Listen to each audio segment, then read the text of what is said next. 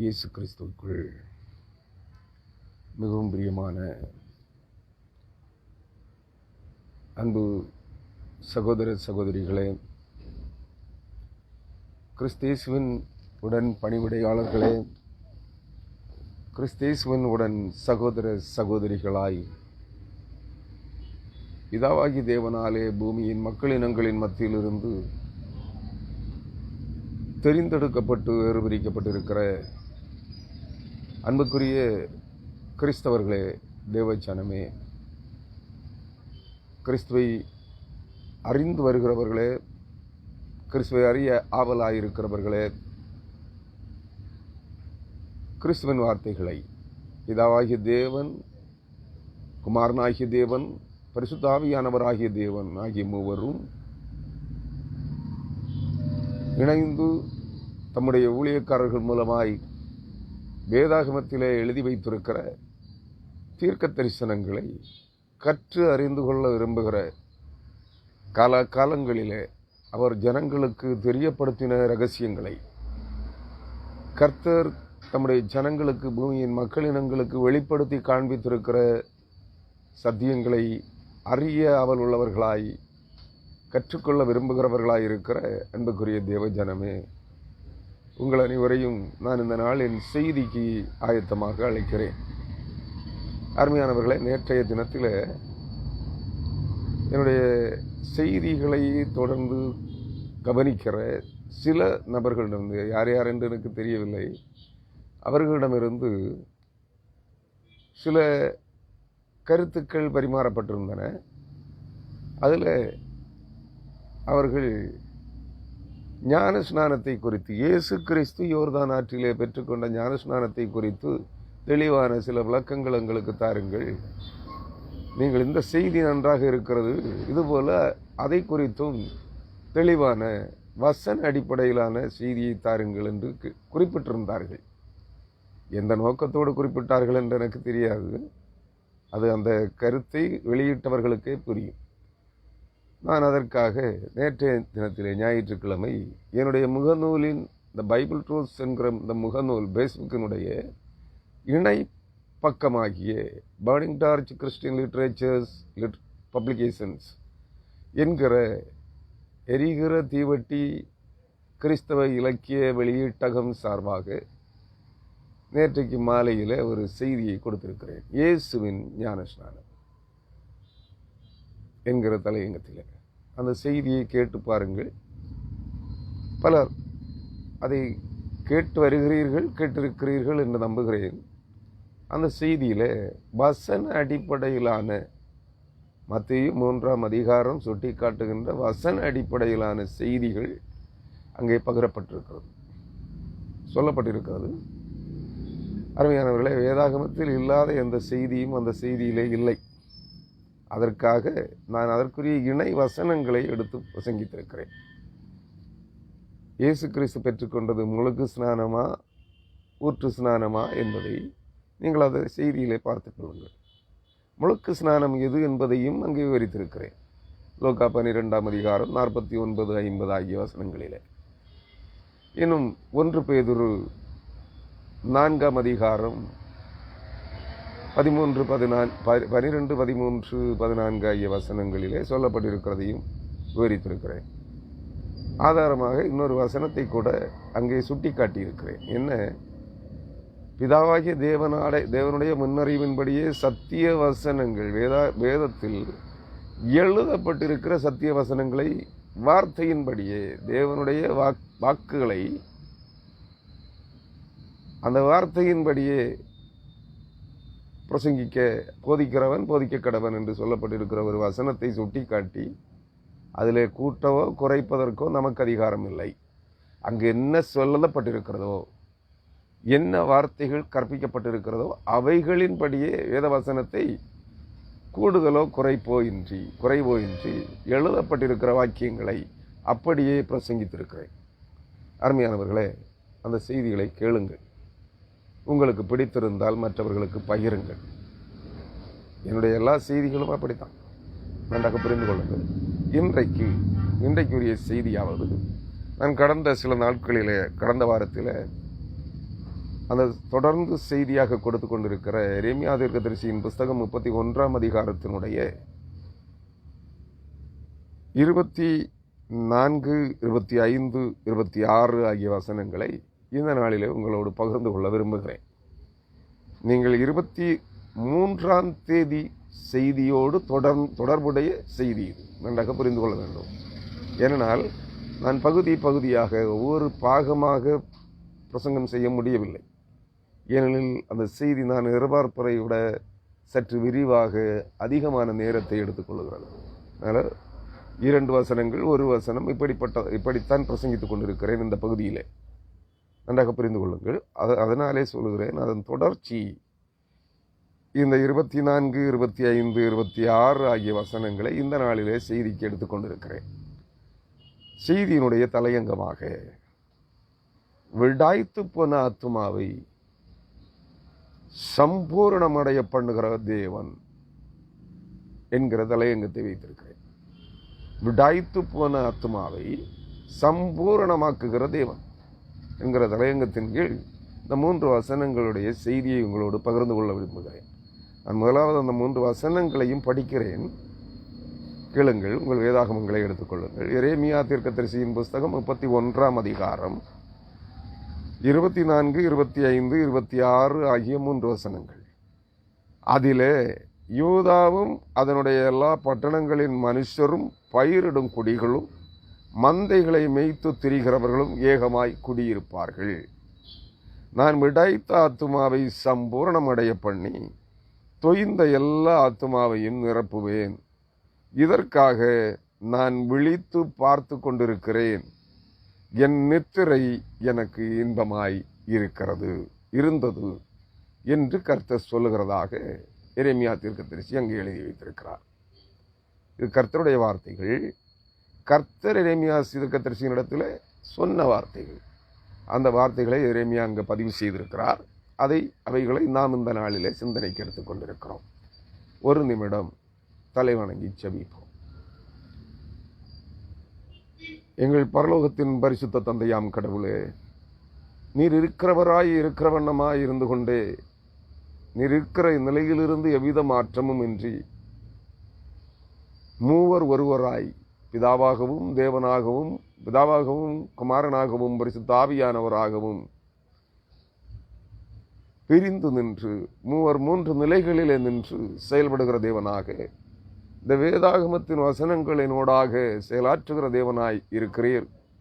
ஆனாலும் நீர் மூவரும் இணைந்த நிலையிலே ஒன்றான மெய் தேவனாக, ஒரே பரம்பொருளாகிய தேவனாக இருக்கிறவராகவே இருக்கிற நிலையில் புரிதொருவரால் வேறொருவரால் உண்டாக்கப்பட்டவராய் அல்ல,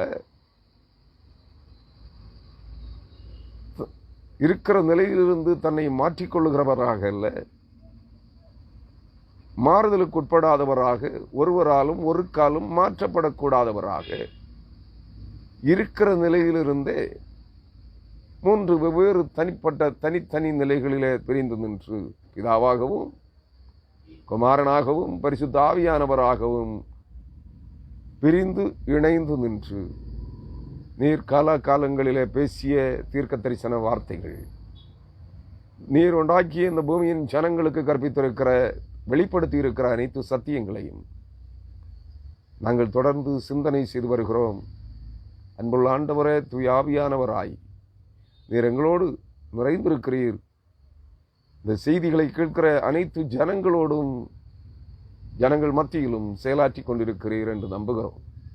இந்த வார்த்தைகள் தங்களுக்கென்று சொல்லப்பட்டிருக்கிறது, தங்களுக்கென்று தேவனாலே முன்னுரைத்து வைக்கப்பட்டிருக்கிறது என்பதை உணர்ந்து அந்த வார்த்தைகளை புரிந்து கொள்ளுகிற, அந்த வார்த்தைகளின் விளக்கங்களை தெளிவுகளை கற்றுக்கொள்ளுகிற உம்முடைய பிள்ளைகள்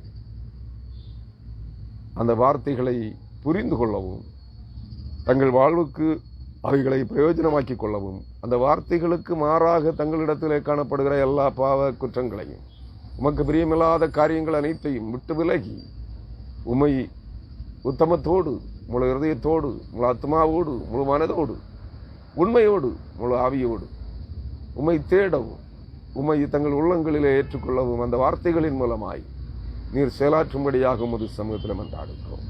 அன்புள்ள ஆண்டவரே, உம்முடைய வார்த்தைகளை நாங்கள் தியானிக்கப் போகிறோம். தூய ஆவியானவரே, அந்த வார்த்தைகளில் மறைந்திருக்கிற சத்தியங்களை எந்தெந்த காலங்களிலே யார் யாருக்காக அவைகள் எழுதப்பட்டிருக்கிறது, உரைக்கப்பட்டிருக்கிறது என்பதை நாங்கள் கற்றுக்கொள்ள எங்களுக்கு உதவித்தார். எங்களோடு பேசுகிறவர்கள் நீங்கள் அல்ல, பரிசுத்த ஆவியானவரே உங்களிலிருந்து பேசுகிறவர் என்பதை நான் உங்களுக்கு அறிவிக்கிறேன் என்று சொன்ன ஆண்டவராய் இயேசு கிறிஸ்துவின் வார்த்தைகளின்படியே நாங்கள் உம்முடைய வார்த்தைகளை தியானிக்க இருக்கிறோம்.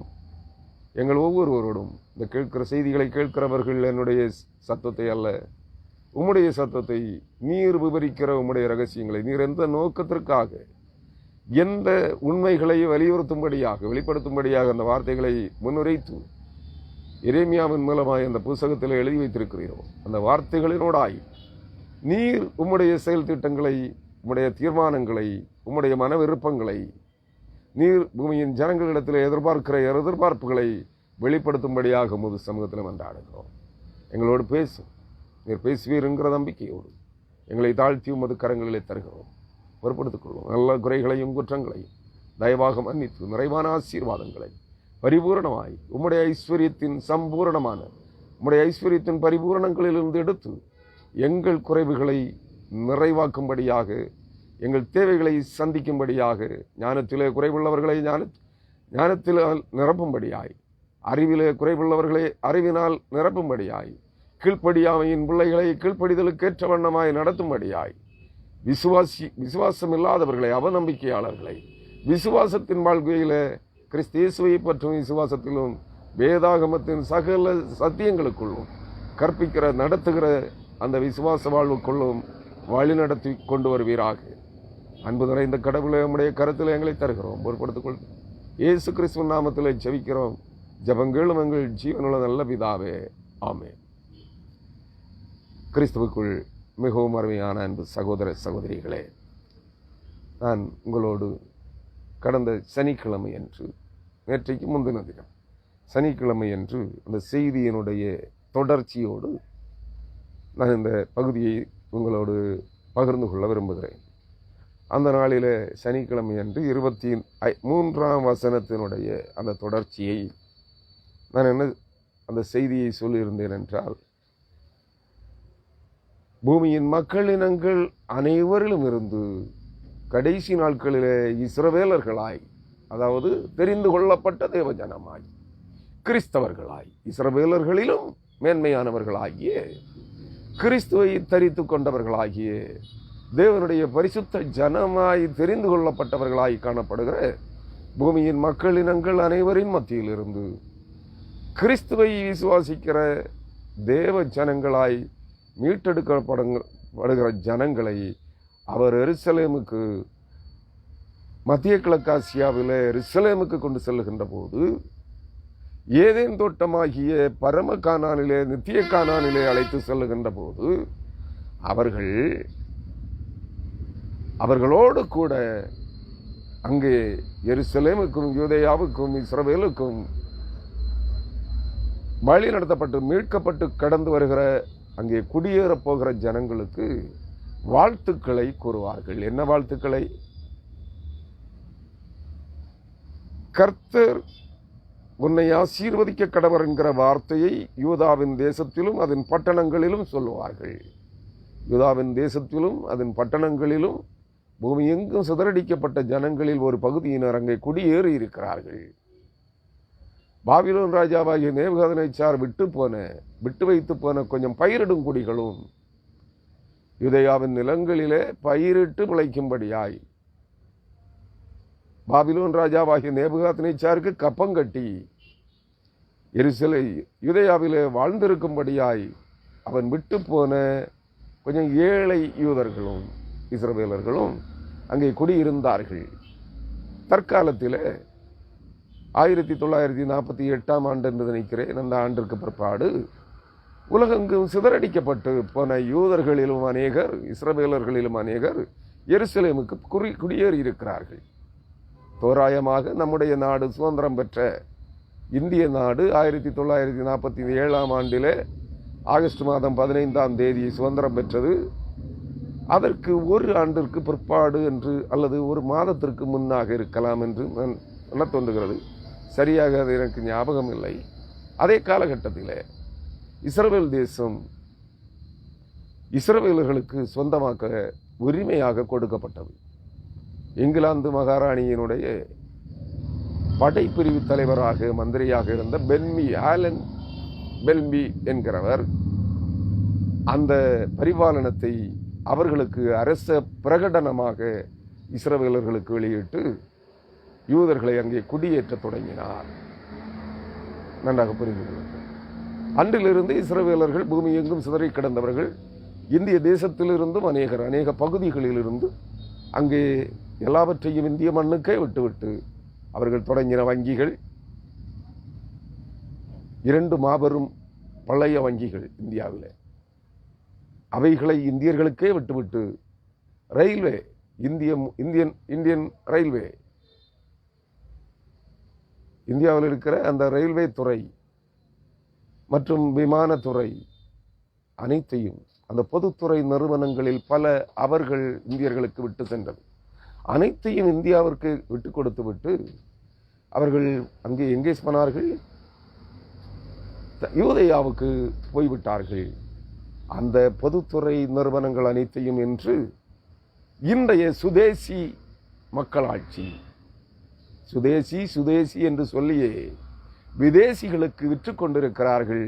விற்று அவர்கள் சம்பாதித்துக் கொண்டிருக்கிறார்கள். அசீரியர்களாகிய களப்பிரர்களை இந்தியாவின் அதிபதிகளாய் மாற்றிக் கொண்டிருக்கிறார்கள்.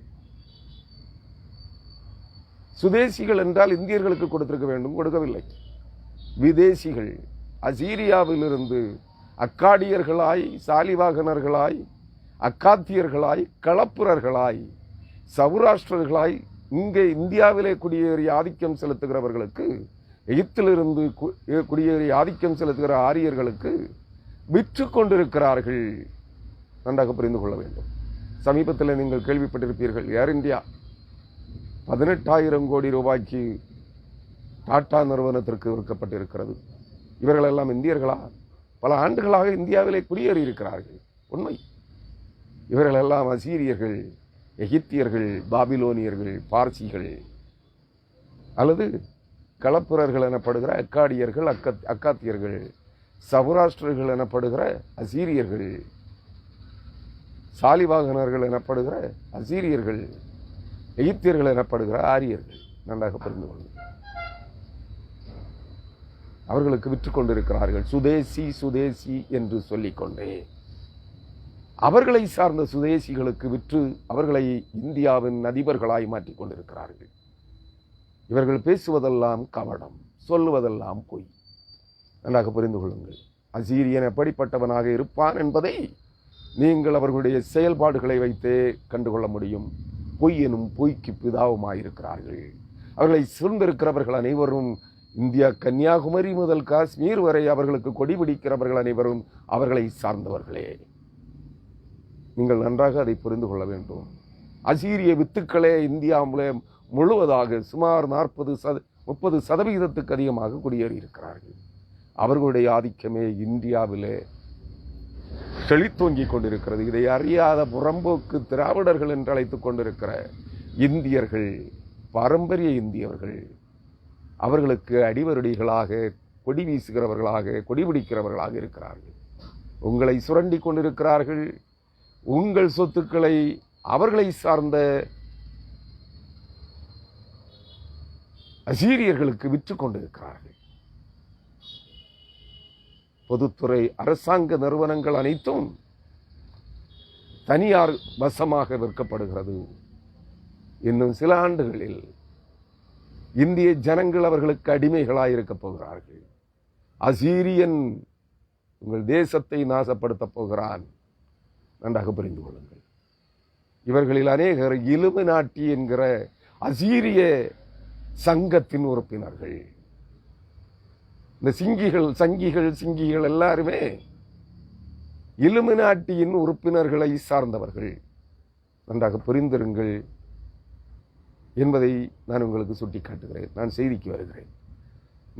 அவர்கள் எங்கே என்ன செய்வார்களாம்? இங்கிருந்து விடுதலையாக்கப்படுகிற தேவ ஜனங்கள் யூதேயாவில் இருக்கிற யூதர்களுக்கு, இங்கிருந்து குடியேறி அங்கே சென்றிருக்கிற, அங்கே வாழ்ந்து கொண்டிருக்கிற யூதர்களுக்கும், இன்னும் பூமியின் பல்வேறு பகுதிகளிலிருந்து மீட்டெடுக்கப்பட்டு யூதேயாவிலே குடியேற்றப்படுகிற யூதர்களுக்கும் இஸ்ரவேலர்களுக்கும் தேவ ஜனங்கள் மாற்று மக்கள் இனங்களிலிருந்து தேவனுடைய ஜனங்களாய் தெரிந்தெடுக்கப்பட்டு வேறு விரிக்கப்பட்டு கொண்டு செல்லப்படுகிற ஜனங்கள் அவர்களுக்கு வாழ்த்து சொல்லுவார்களாம். நீங்கள் நன்றாக புரிந்து கொள்ள வேண்டும் அருமையானவர்களே. அதிலே 24வது வசனம், அதிலே யூதாவும் அதனுடைய எல்லா பட்டணங்களின் மனுஷரும் பயிரிடும் குடிகளும் மந்தைகளை மேய்த்து திரிகிறவர்களும் ஏகமாய் குடியிருப்பார்கள். இன்னும் இஸ்ரவேலிலே யூதேயாவிலே ஆடுகளை மாடுகளை மந்தை மேய்க்கிற ஜனங்கள் இருப்பார்கள். நன்றாக புரிந்து கொள்ளுங்கள். அவர்கள் யாரெல்லாம்? அதிலே யூதாவும் அதனுடைய எல்லா பட்டணங்களின் மனுஷரும். அந்த நாட்களிலே யூதேயா முழுவதும் இஸ்ரவேலர்கள் யூதர்களுடைய கையிலே வந்திருக்கும். இஸ்ரவேல் நாடு தாவீதின் காலத்திலே எவ்வளவு இஸ்ரவேல் தேசம் பரவி இருந்ததோ அவ்வளவு இடமும் யூதர்களின் கைவசம் வந்திருக்கும் அந்த நாளிலே. இப்பொழுதே அதற்குத்தான் அங்கே யுத்தங்களும் சண்டைகளும் நடந்து கொண்டிருக்கிறது. ஷாமின் தேசம் என்று சொல்லப்படுகிற எகிப்தின் நைல் நதி முதல் மத்திய தரை கடல் வரையிலும் காணப்படுகிற பகுதி வாக்குத்தத்த தேசமாக யாருக்கு கொடுக்கப்பட்டது? ஆபிரகாமுக்கு கொடுக்கப்பட்டது. ஆபிரகாம் அதிலே அரபு நாடுகள், லெபனான், லிபியா, இந்த பகுதிகள், பாலஸ்தீன், இஸ்ரேல் அனைத்தும் அங்கே சேர்ந்த தேசமாக அது இருக்கும். குரானும் சொல்கிறது. இஸ்மவேலர்களுடைய குரானிலும் நபிகள் நாயகமும் அதை சொல்லி இருக்கிறார். சாமின் தேசம். அன்று இஸ்ரவேலர்கள் என்றுமில்லை, இஸ்மவேலர்கள் என்றுமில்லை, தேவனுடைய ஜனங்கள் ஆபிரகாமின் வம்சாவளியினராய் காணப்படுகிற, இன்று பிரிந்து நின்று சண்டையிடுகிற அனைவரும் அந்த முழு தேசத்தையும் சொந்தமாக்கிக் கொள்ளுகிறவர்களாய் தேவனுடைய ஜனங்களாயிருப்பார்கள். நீங்கள் அதை நன்றாக புரிந்து கொள்ள வேண்டும். இன்று இருக்கிற அந்த குட்டி நாடு நம்முடைய கன்னியாகுமரி மாவட்டத்திற்கு அளவு இருக்குமா என்று தெரியல, போய் சென்று பார்த்தவர்களுக்கு தெரியும். ஆனால் அந்த இஸ்ரவேல் தேசம் என்று வாக்குத்தத்த தேசம், ஷாமின் தேசம் என்று சொல்லப்படுகிற பரந்து விரிந்து கிடக்கிற ஒரு பகுதி. அது பெருவாரியான பகுதி அரபு நாடுகளிலே இருக்கிறது. இஸ்மவேலர்கள் முஸ்லிம்களுடைய கையிலே இருக்கிறது. இன்று அவர்கள் பிரிந்து சண்டையிட்டுக் கொண்டிருக்கிறார்கள். எருசலேம் எங்களுக்குரியது, எங்கள் முற்பிதாவாகிய ஆபிரகாமுக்கு, ஈசாக்குக்கு, யாக்கோபுக்குரியது, மோசே எங்களுக்கு கொடுத்தது மோசே என்று சொல்லிக் கொண்டிருக்கிறார்கள். அருமையானவர்களே, இன்று பிரிந்து நின்று சண்டையிடுகிற இவர்கள் அந்த நாட்களிலே ஒன்றாக இருப்பார்கள். இஸ்மவேலர்கள் என்றுமில்லை, இஸ்ரவேலர்கள் என்றுமில்லை, யூதர்கள் என்றுமில்லை, பூமியின் மாற்று மக்கள் இனங்கள் என்றுமில்லை, எல்லா ஜனங்களும் தேவ ஜனங்களாய் இருப்பார்கள். அப்பொழுது அவர்கள் அனைவரும் யூதர்களை பார்த்து, இஸ்ரவேலர்களை பார்த்து சொல்லுவார்களாம், உங்களுக்கு சமாதானம் இருக்கும், கர்த்தர் உங்களை ஆசீர்வதிக்க கடவர் என்கிற வார்த்தைகளை அங்கே சொல்லுவார்கள் என்று அங்கே சொல்லப்படுகிறது. அருமையானவர்களே, நன்றாக புரிந்து கொள்ளுங்கள். ஏகமாய் குடியிருப்பார்கள். யாரெல்லாம்? பூமி எங்கும் சிதறி இவர்களை வாழ்த்துகிறவர்கள் அந்நிய ஜனங்கள், புறஜாதிகள் என்று வர்ணிக்கப்பட்ட பூமியின் மக்களினங்களிலிருந்து தேவனுக்கென்று, இயேசு கிறிஸ்துவுக்கென்று பூமியின் மக்களினங்களின் மத்தியிலிருந்து மீட்டெடுக்கப்பட்டு புதிய இஸ்ராயலர்களாய் கிறிஸ்துவின் இரத்தத்தால் மீட்டெடுக்கப்பட்டவர்கள் அவர்களை வாழ்த்துவார்கள். இன்று வெறுக்கிற அவர்களை, இன்று அனைத்து ஜாதிகளும் இஸ்ரவேலர்களை, யூதர்களை வெறுக்கிறது. அதே ஜனங்கள் மீட்டெடுக்கப்பட்டு இவர்களும் புதிய இஸ்ராயலர்களாய், அவர்களும் சிறையிருப்பிலிருந்து மீட்டு விடுதலையாக்கப்பட்ட இஸ்ராயலர்களாய் ஒரே தேசத்திலே சேரும்போது இவர்கள் அவர்களை வாழ்த்துவார்கள் என்று அங்கே வேதவாசனம் சொல்லுகிறோம். அருமையானவர்களே, 25ஆம் வசனம், அப்பொழுதுங்கிற வார்த்தை அங்கே இல்லை, நான் சேர்த்துக்கொள்கிறேன். நீங்கள் அதை புரிந்து கொள்வதற்கு ஏதுவாக அப்பொழுது என்ற வார்த்தையை அங்கே சேர்த்து வார்த்தைகளை பகிர்ந்து கொள்ளப் போகிறேன். நான் விடாய்த்த ஆத்துமாவை சம்பூரணமடைய பண்ணி தொய்ந்த எல்லா ஆத்துமாவையும் நிரப்புவேன் என்று கர்த்தர் சொல்கிறார். என்ன சொல்கிறார்? விடாய்த்த ஆத்துமாவை சம்பூரணமடைய பண்ணி. விடாய்த்து போன ஆத்துமா என்றால் என்ன? தாக தவனத்தினால் விடாய்த்து போகிறது நம் அனைவருக்கும் தெரியும். ஆனால் அந்த வார்த்தை புதிதாக இருக்கலாம் தானே? அந்த வார்த்தை புதிதாக இருக்கலாம். விடாய்த்து போகுதல் என்றால் தாக தவனத்தினால் தொண்டை வறண்டு, நா வறண்டு, தொண்டை வறண்டு, கடைசியில் ஒரு விதமான ஒரு ஒரு ஒரு என்ன, அது எந்த வார்த்தையில் நான் சொல்லுவது என்று தெரியவில்லை. தண்ணீர் தவனத்தினாலே நா வறண்டு, தொண்டை வறண்டு, பேச முடியாமல் ஒரு விதமான என்ன இருக்கும், ஒரு விதமான அந்த வார்த்தையை எப்படி என்று எனக்கு சொல்ல தெரியவில்லை. அப்படிப்பட்ட ஒரு ஒரு ஒரு பரபரப்பு நிறைந்த ஒரு சூழல். என்ன செய்வது? எப்படி தாகத்தமனத்தை தீர்த்து கொள்வது? இரத்தத்திலே தண்ணீரின் அளவு குறைய குறைய, தாகத்தமனம் தண்ணீர் இன்டேக், வாட்டர் இன்டேக் குறையும் போது இரத்தத்தில் இருக்கிற தண்ணீரின் அளவு குறைந்து கொண்டே வரும். அப்பொழுது உடல் முழுவதும் தளர்ந்து விட தொடங்கும், தளர்வடைய தொடங்கும். முதலாவது நாவு, தொண்டை வறண்டு, வாய் உலர்ந்து, தொண்டை அந்த ஒரு சூழல், அது வித்தியாசமான ஒரு சூழலை உருவாக்கும். உடல் தளர்ந்து இரத்தத்தில் தண்ணீரின் அளவு குறைய குறைய உடல் தளர தொடங்கும், மூச்சு வாங்க தொடங்கும், விடாய்த்து போகிற ஒரு நிலை, துடிக்கின்ற ஒரு நிலை அங்கே வரும் தாகதவனத்தினால். அது போன்ற ஒரு நிலைப்பாடு அங்கே விடாய்த்து போன அப்படி இருக்கிற ஜனங்கள் சொந்த தேசத்தை, சொந்த நாட்டை சந்திக்க வேண்டும், தேவன வாக்குத்தத்தம் பண்ணப்பட்ட தேசத்திற்குள்ளே நாங்கள் பிரவேசிக்க வேண்டும் என்ற தாக தவனத்தோடு இருக்கிற, துடித்து கொண்டிருக்கிற, விடாய்த்து போயிருக்கிற, என்று தேவனுடைய ராஜ்யத்தை காண்போம், என்று உன்னத சீயோனை காண்போம். யூதர்களும் இஸ்ரவேலர்களும் என்ன செய்து கொண்டிருக்கிறார்கள்? என்றைக்கு நாங்கள் எங்கள் பிதாக்களுக்கு கொடுத்த வாக்குத்தத்த தேசமாகிய கானான் தேசத்தை சொந்தமாக்குவோம் என்று அந்த தேசத்திற்குள்ளே நுழைவோம். ஆனால் மீட்டெடுக்கப்படுகிற சகல மக்களினங்களும் நாங்களும் தேவனுடைய நகரமாகிய சியோன் பட்டணத்தை, எருசலேம் நகரத்தை, எருசலேம் தேவாலயத்தை, இஸ்ரவேல் என்கிற தேசத்தை எப்பொழுது சந்திப்போம், காண்போம் என்கிற அந்த ஏங்கல், அதனாலே அந்த எதிர்பார்ப்புகளினாலே விடாய்த்து போயிருக்கிறார்கள். அதுதான் தாகம். இது ஒரு வகையான ஆத்துமாவின் தாகம். எங்களுக்கு வாக்களிக்கப்பட்ட தேசத்தை நாங்கள் எப்பொழுது காண்போம், எங்கள் தேவன் இருக்கிற, அவருடைய சிங்காசனம் வைக்கப்பட்டிருக்கிற எருசலேமை நாங்கள் எப்பொழுது காண்போம் என்கிற ஒரு தாகம். அதனாலே துடித்து போய் விடாய்த்து போயிருக்கிறார்கள். நன்றாக புரிந்து கொள்ளுங்கள். இன்னொரு தாகம், இன்னொரு கூட்டத்தார் யார்? சகல மக்களினங்களிலும் இருந்து சிதறடிக்கப்பட்டு பூமி எங்கிலும் வாழ்ந்து கொண்டிருக்கிற சகல மக்களினங்களின் மத்தியில் இருந்தும் ஒரு கூட்டம் தேவ ஜனம், புதிய இஸ்ராயலர்களாய், புதிய யூதர்களாய், கிறிஸ்துவ இரத்தத்தினாலே மீட்டெடுக்கப்படுகிறார்கள். இன்னும் அது நிறைவடையவில்லை. ஏதோ அங்கே கொஞ்சம் இங்கே கொஞ்சம் கிறிஸ்தவர்கள் எழும்பி இருக்கிறார்கள். அந்த கிறிஸ்தவர்களை வலு சர்ப்பமாகிய காட்டு மிருகம் தன்னுடைய ஆவிகளை கொண்டு வஞ்சித்துக் கொண்டிருக்கிறது.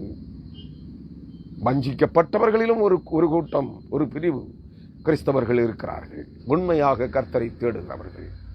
அவர்களும் அந்நிய பாஷைகளையும் விளங்காத பேச்சையும் பேசிக்கொண்டு கூவிக்கொண்டிருக்கிறார்கள், தாங்கள் செய்வது என்ன என்று அறியாமல்.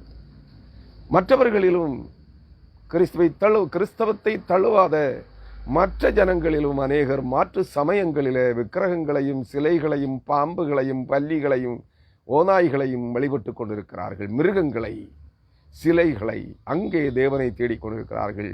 அவர்களும் மீட்டெடுக்கப்படுகின்ற போது அவர்கள் எதை தேடிக்கொண்டிருக்கிறார்கள்? ஆதாமும் ஏவாளும் துரத்தப்பட்ட ஏதேன் தோட்டத்தின் வாசத்தை, அந்த உரிமை பங்கை தேடிக்கொண்டிருக்கிறார்கள். நாங்கள் தேவனுடைய ஜனங்கள் அல்லவோ? தேவன் ஏதேன் தோட்டத்தை எங்களுக்காகத்தானே எங்கள் முற்பிதாவாகிய ஆதி பிதாவாகிய ஆதி தகப்பனும் தாயுமாகிய ஆதாமுக்கும் ஏவாளுக்கும் கொடுத்திருந்தார். அவர்களை அங்கிருந்து துரத்தி விட்டாரே. அந்த ஏதேன் தோட்டம் எப்படி இருக்கும் பார்க்க வேண்டும். அந்த ஏதேன் தோட்டத்திலே நாங்கள் வாழ்ந்திருக்க வேண்டுமே என்கிற வாஞ்சை இந்த எல்லா மக்களினங்களின் மத்தியிலும் தோன்றியிருக்கிறது. நன்றாக புரிந்து கொள்ள வேண்டும். ஜாதிய காழ்ப்புணர்வுகளும் ஜாதிய வெறுப்புகளும் வெறியும் தோன்றிய கலகங்கள் ஜாதிகளுக்குள்ளே வருவதற்கு காரணம் என்ன? எல்லா ஜனங்களும் ஏதோ ஒன்றை எதிர்நோக்கி காத்திருக்கிறார்கள். நான் இந்த ஜாதிக்கு உட்பட்டவன் அல்ல, நான் இந்த இனத்திற்கு கருப்பின மக்களுக்கு உட்பட்டவன் அல்ல, நான் இந்த வெள்ளை இன மக்களுக்கு உட்பட்டவன் அல்ல, நான் இந்த பழுப்பின மக்களுக்கு அந்த இன மக்களுக்கு உட்பட்டவன் அல்ல, நான் தேவனுடைய பிள்ளை. நாங்கள் ஏன் இந்த ஜாதிகளுக்குள்ளே திணிக்கப்பட்டு அடைக்கப்பட்டிருக்கிறோம்? இவைகளிலிருந்து நாங்கள் வெளியேற வேண்டும் என்கிற வாஞ்சை எல்லா மக்களினங்களுக்கும் ஏற்பட்டிருக்கிறது. ஆனால் அந்த ஜாதிய கட்டுகளிலிருந்து நாங்கள் உங்களை வெளியேற விடமாட்டோம் என்று யார் சொல்லிக் கொண்டிருக்கிறார்கள்? ஆதிக்க சக்திகள். நாங்கள் அனைவரும் இந்தியர்களே, நாம் அனைவரும் உலக மக்கள் அனைவரும் ஒற்றுமையாய் வாழ வேண்டும் என்று மேடைகளிலே முழங்கிக் கொண்டிருக்கிற சங்கிகள், அவர்களுக்கு சிங்கி அடிக்கிறவர்கள் அனைவரும் அந்த ஜாதிய வெறியை திணித்து கொண்டிருக்கிறார்கள். ஜாதி வாரியாக மக்களை பிரித்து வைத்திருக்கிறார்கள். இந்த பிரிவினைகளின் கட்டுகள் அறுக்கப்படுவதற்காக ஜனங்கள் சுயாதீன உரிமைகளோடு எல்லாருக்கும் எல்லாம், ஒரு குறிப்பிட்ட பிரிவினருக்கு அல்ல, ஆனால் உலகம் எங்கே போய் கொண்டிருக்கிறது? ஒரு குறிப்பிட்ட பிரிவினருடைய கையிலே முழு ஆதிக்கமும் வர வேண்டும் என்று எண்ணிக்கொண்டிருக்கிறார்கள். அதற்காகத்தான் மணி டிஜிட்டலைசேஷன் கொண்டு வருகிறார்கள். பணம் பரிவர்த்தனை அனைத்தும் டிஜிட்டல் வழியாக நடக்க வேண்டும். அப்பதான் ஒருத்தனுடைய கட்டுப்பாட்டுக்குள்ள வர முடியும். நன்றாக புரிந்து கொள்ளுங்கள். அதான் வேதாகமம் கட்டளையிடுகிற கற்பித்திருக்கிற அந்தி கிறிஸ்துவின் ஆட்சி. ஒருவனுடைய ஆட்சியின் கீழ் இந்த உலகம் இயங்க வேண்டும் என்றால் மணி, அது பணத்தை வைத்துத்தான் அந்த நிலைப்பாட்டுக்கு வர முடியும். நீங்கள் அதை நன்றாக புரிந்து கொள்ள வேண்டும். பணம் ஒருவனுடைய உலகம் அனைத்திலும் 218 நாடுகள் இருக்கிறது என்றால் 218 நாடுகளின் மக்களும் ஜனங்களும் ஒருவனுடைய தலைமையின் கீழ் இயங்க வேண்டும் என்றால் பணப்புழக்கம், விற்பதும் வாங்குவதும் ஒருவனுடைய கட்டுப்பாட்டிலே வர வேண்டும். பொருளாசைக்காரன், பண ஆசைக்காரன். வேதம் அதைத்தான் ஆதி முதலே கற்பிக்கிறது. எல்லா தீமைக்கும் வேறாயிருப்பது பணம். அந்த பண ஆசை, சம்பாத்திய இச்சை உலகத்தையே தன் கைக்குள்ளே ஆட்டி படைக்கின்ற நிலைக்கு அசீரியனை கொண்டு வருகிறது. அமெரிக்கனே அல்ல. அமெரிக்கா, ரஷ்யா முதலான நாடுகள் ஆதிக்க நாடுகள் தான், வல்லரசு நாடுகள். இறந்துவிட்டு போகட்டும். சீனாவும் அப்படித்தான். இல்லை, அசீரியன் முழு உலகத்தையும் தன்னுடைய ஆளுகைக்குள் கீழ்ப்படுத்த துடித்துக் கொண்டிருக்கிறான். இலுமினாட்டி என்கிற சங்கம் உலக ஐக்கிய நாடுகள் சபையை கைக்குள்ளே வைத்திருக்கிறது. உலக வங்கிக்கே கடன் கொடுக்கிற நிலைக்கு இலுமினாட்டி சங்கம் வந்திருக்கிறது. அசீரியர்களின் ஆதிக்கம் அது. அங்கு இருப்பவர்கள் அனைவரும் அசீரியர்களே. இந்தியாவிலே 3000த்திற்கு அதிகமான பிரபலமான தலைவர்கள், பிரதமர் உட்பட, அமித்ஷா உட்பட அநேக என்ஜினியர்கள், கல்வியாளர்கள், ஞானிகள் இலுமினாட்டியிலே அங்கம் வகிக்கிறார்கள். நன்றாக புரிந்து கொள்ள வேண்டும். இங்கே மணி மானிட்டைசேஷன் கொண்டு வரப்பட்டதில் மீட்டெடுக்கப்பட்ட கள்ளப்பணம் அனைத்தும் 40,000 கோடி அல்லது 40 லட்சம் கோடி. உங்கள் தலைவர் சொன்னாரே, தலா நபர் ஒன்றுக்கு 15 லட்சம் ரூபாய் உங்கள் வங்கி கணக்குகளிலே போடுவோம் என்று. ஏன் போடவில்லை? 40 லட்சம் கோடி இலுமினாட்டிக்கு கொடுக்கப்பட்டது. தெரியுமா உங்களுக்கு? இலுமினாட்டி அசீரியனுடைய கையிலே இருக்கிறது. அந்த அசீரிய இலுமினாட்டி சங்கத்தின் கைப்பாவைகள் தான் இங்கே இந்தியாவை கூறு போட்டு விற்று விலைக்கு வாங்கி கொண்டிருக்கிற முதலாளிகள், பெருமுதலாளிகள், கார்ப்பரேட் வியாபார முதலாளிகள். நன்றாக புரிந்து கொள்ள வேண்டும். ஏன் உங்களுக்கு இந்த அறிவு இல்லாமல் போயிற்று? அசீரியன் மீகா 5ஆம் அதிகாரத்திலே சுட்டி காட்டப்படுகிறது. அசீரியனுக்கு எதிர்த்து நிற்பவன் ஒருவனும் இல்லை. ஒரு நாள் அவன் அந்தி கிறிஸ்துவாக வெளிப்படுகின்ற போது ஆண்டவர் அவனுக்கு எதிர்த்து நிற்பார். நன்றாக புரிந்து கொள்ளுங்கள். மீகா 5ஆம் அதிகாரம் 5ஆம் வசனம் என்று நினைக்கிறேன். அசீரியன் நம்முடைய தேசத்திலே வரும்போதும் நம்முடைய அரண்மனைகளை மிதிக்கும் போதும் அவனுக்கு விரோதமாய் 7 மெய்ப்பரையும் இம்மனுஷரில் 8 அதிபதிகளையும் அவனுக்கு விரோதமாய் நிறுத்துவேன் என்று தேவன் சொல்லி இருக்கிறார். அமர்மையானவர்களே, இங்கே உங்கள் தீர்க்கதரிசிகள் தங்களை பிரபல தீர்க்கதரிசிகளாக உலகம் முழுக்க லட்சோப லட்சம் ஜனங்களை தங்களை பின்பற்ற செய்து கொண்டிருக்கிற ஒரு கூட்டம் சொல்லிக் கொண்டிருக்கிறது, அமெரிக்கா அந்தி கிறிஸ்துவ ராஜ்யமாக தோன்றப் போகிறது என்று. யூரோப்பியன் எக்கனாமிக் கவுன்சில் அந்தி கிறிஸ்துவ ராஜ்யமாக தோன்றப் போகிறது என்று பீடை விட்டுக் கொண்டிருக்கிறார்கள் MD ஜெகன் போன்றவர்கள். நன்றாக நீங்கள் புரிந்து கொள்ள வேண்டும். இல்லை, அசீரியர்களே பலி சர்ப்பத்தின் அவதார புருஷர்களில் 10 பேர்களில் ஒருவனுடைய பெயராலே இந்த அந்தி கிறிஸ்துவ ராஜ்யம் தோற்றுவிக்கப்படும். The earthly supreme God, Hindustan is an earthly supreme kingdom. நல்லா புரிந்து கொள்ளுங்கள். இந்துஸ்தான் என்கிற இந்து தேசத்திலே தான் அது தோன்றும். ஏன் இவர்கள் மறைக்கிறார்கள்? இவர்கள் எல்லாம் அவர்களுடைய சிங்கிகள்.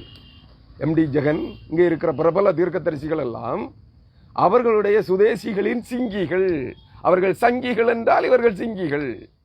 நீங்கள் அதை புரிந்து கொள்ளுங்கள். பொய்களையே வலம் வர விடுகிறார்கள். அவர்களும் பொய்யர்கள், ஆளுகிறவர்களும் பொய்யர்கள், இவர்களும் தீர்க்கதரிசிகளும் அப்போஸ்தலர்களும் பொய்யர்கள். நன்றாக புரிந்து கொள்ளுங்கள். அருமையானவர்களே, நீங்கள் இதை புரிந்து வைத்திருக்க வேண்டி அங்கே சொல்லுகிறேன். இது வசன இந்த குறிப்பிட்ட வசனத்திற்குள்ளே இருக்கிற வார்த்தை அல்ல, ஆனால் சொல்ல வேண்டிய நிர்பந்தத்தின் காரணமாக சொல்லுகிறேன். அங்கே அவர் சொல்லுகிறார், நான் விடாய்த்த ஆத்துமாவை சம்பூர்ணமடைய பண்ணி தொய்ந்த எல்லா ஆத்துமாவையும் நிரப்புவேன். என்று விடாய்த்து போயிருக்கிற ஆத்துமாக்கள் ஜாதிய கட்டுகளிலிருந்து எப்பொழுது நாங்கள் வெளியேறுவோம்? நாங்கள் இந்த ஜாதிக்குரியவர்கள் அல்ல, இந்த பிராந்தியத்திற்குரியவர்கள் அல்ல, இந்த இனத்திற்குரியவர்கள் அல்ல. ஏன் இந்த ஜாதிய கட்டுகளுக்குள்ளே திணித்து அடக்கி ஆளப்படுகிறோம் என்று கொந்தளித்துக் கொண்டிருக்கிறார்கள். அதான் ஜாதிய பிரிவினைகள், இனக்கலவரங்கள். நன்றாக புரிந்து கொள்ளுங்கள். இந்த விடாய்ப்பு, இந்த ஆத்மீக அந்த தாக தபனம், அதனுடைய வெளிப்பாடுகள் கலகங்களாக, கலவரங்களாக, சண்டைகளாக வெளிப்படுகிறது. புரியுதா? அதான் நான் எப்படி அதை விவரிப்பது என்று எனக்கு தெரியவில்லை. இந்த வார்த்தை சரியான ஒரு தமிழ் வார்த்தை அதற்கு கிடைத்தால் நான் அதை உங்களுக்கு சொல்லுவேன். ஆனால் சொல்ல முடியல, அந்த வார்த்தை எனக்கு கிடைக்கல. அருமையானவர்களே, நீங்கள் நன்றாக புரிந்து கொள்ள வேண்டும். இது எந்த நாளிலே அந்த விடாய்த்து போன ஆத்மா சம்பூரணம் அடையும்? அந்த தாகத்தவனம் எப்பொழுது? அந்த வாஞ்சை, அந்த இருதயத்தின் ஆழத்திலிருந்து அந்த மன வாஞ்சை என்று பூர்த்தியாகும் என்று எல்லா ஜனங்களும் எதிர்பார்த்து கொண்டிருக்கிறார்கள். அது கர்த்தருடைய நாளிலே நிறைவேறும். நீங்கள் அதை புரிந்து கொள்ளுங்கள். அவர் அதற்கென்று ஒரு நாளை நியமித்திருக்கிறார். அதற்கென்று ஒரு காலத்தை அவர் தன்னுடைய திட்டத்திலே, செயல் திட்டத்திலே வைத்திருக்கிறார். அந்த காலம் நிறைவேறுகிற போது எல்லாம் காலங்கள் அவருடைய கரத்தில் இருக்கிறது. காலங்கள் அனைத்தும் தேவனுடைய கரத்திலே இருக்கிறது. ஏனெனில் காலங்களை உண்டாக்கினவர் அவர். அந்த காலங்களை, சகல நியமங்களையும் மாற்ற நினைக்கிறவன் பிசாசு. அதான் அந்தி கிறிஸ்து. அதான் பலி சர்ப்பம். பலி சர்ப்பமும் அவனை சார்ந்த சேனைகளும் தேவன் உண்டாக்கின கால நியமங்களை, பிரமாணங்களை, கட்டளைகளை, சட்டங்களை மாற்ற நினைக்கிறது. பகலுக்கும் இரவு, இதெல்லாம் இந்த எரேமியா தீர்க்கதரிசியின் புத்தகத்துக்குள்ளேயே வரும். பிற்பகுதிகளிலே காலத்தையும் பகலுக்கும் இரவுக்கும், சூரியனுக்கும் சந்திரனுக்கும் தேவன் வைத்திருக்கிற நியமங்களை, சட்டங்களை மாற்ற நினைக்கிறான் அந்தி கிறிஸ்து.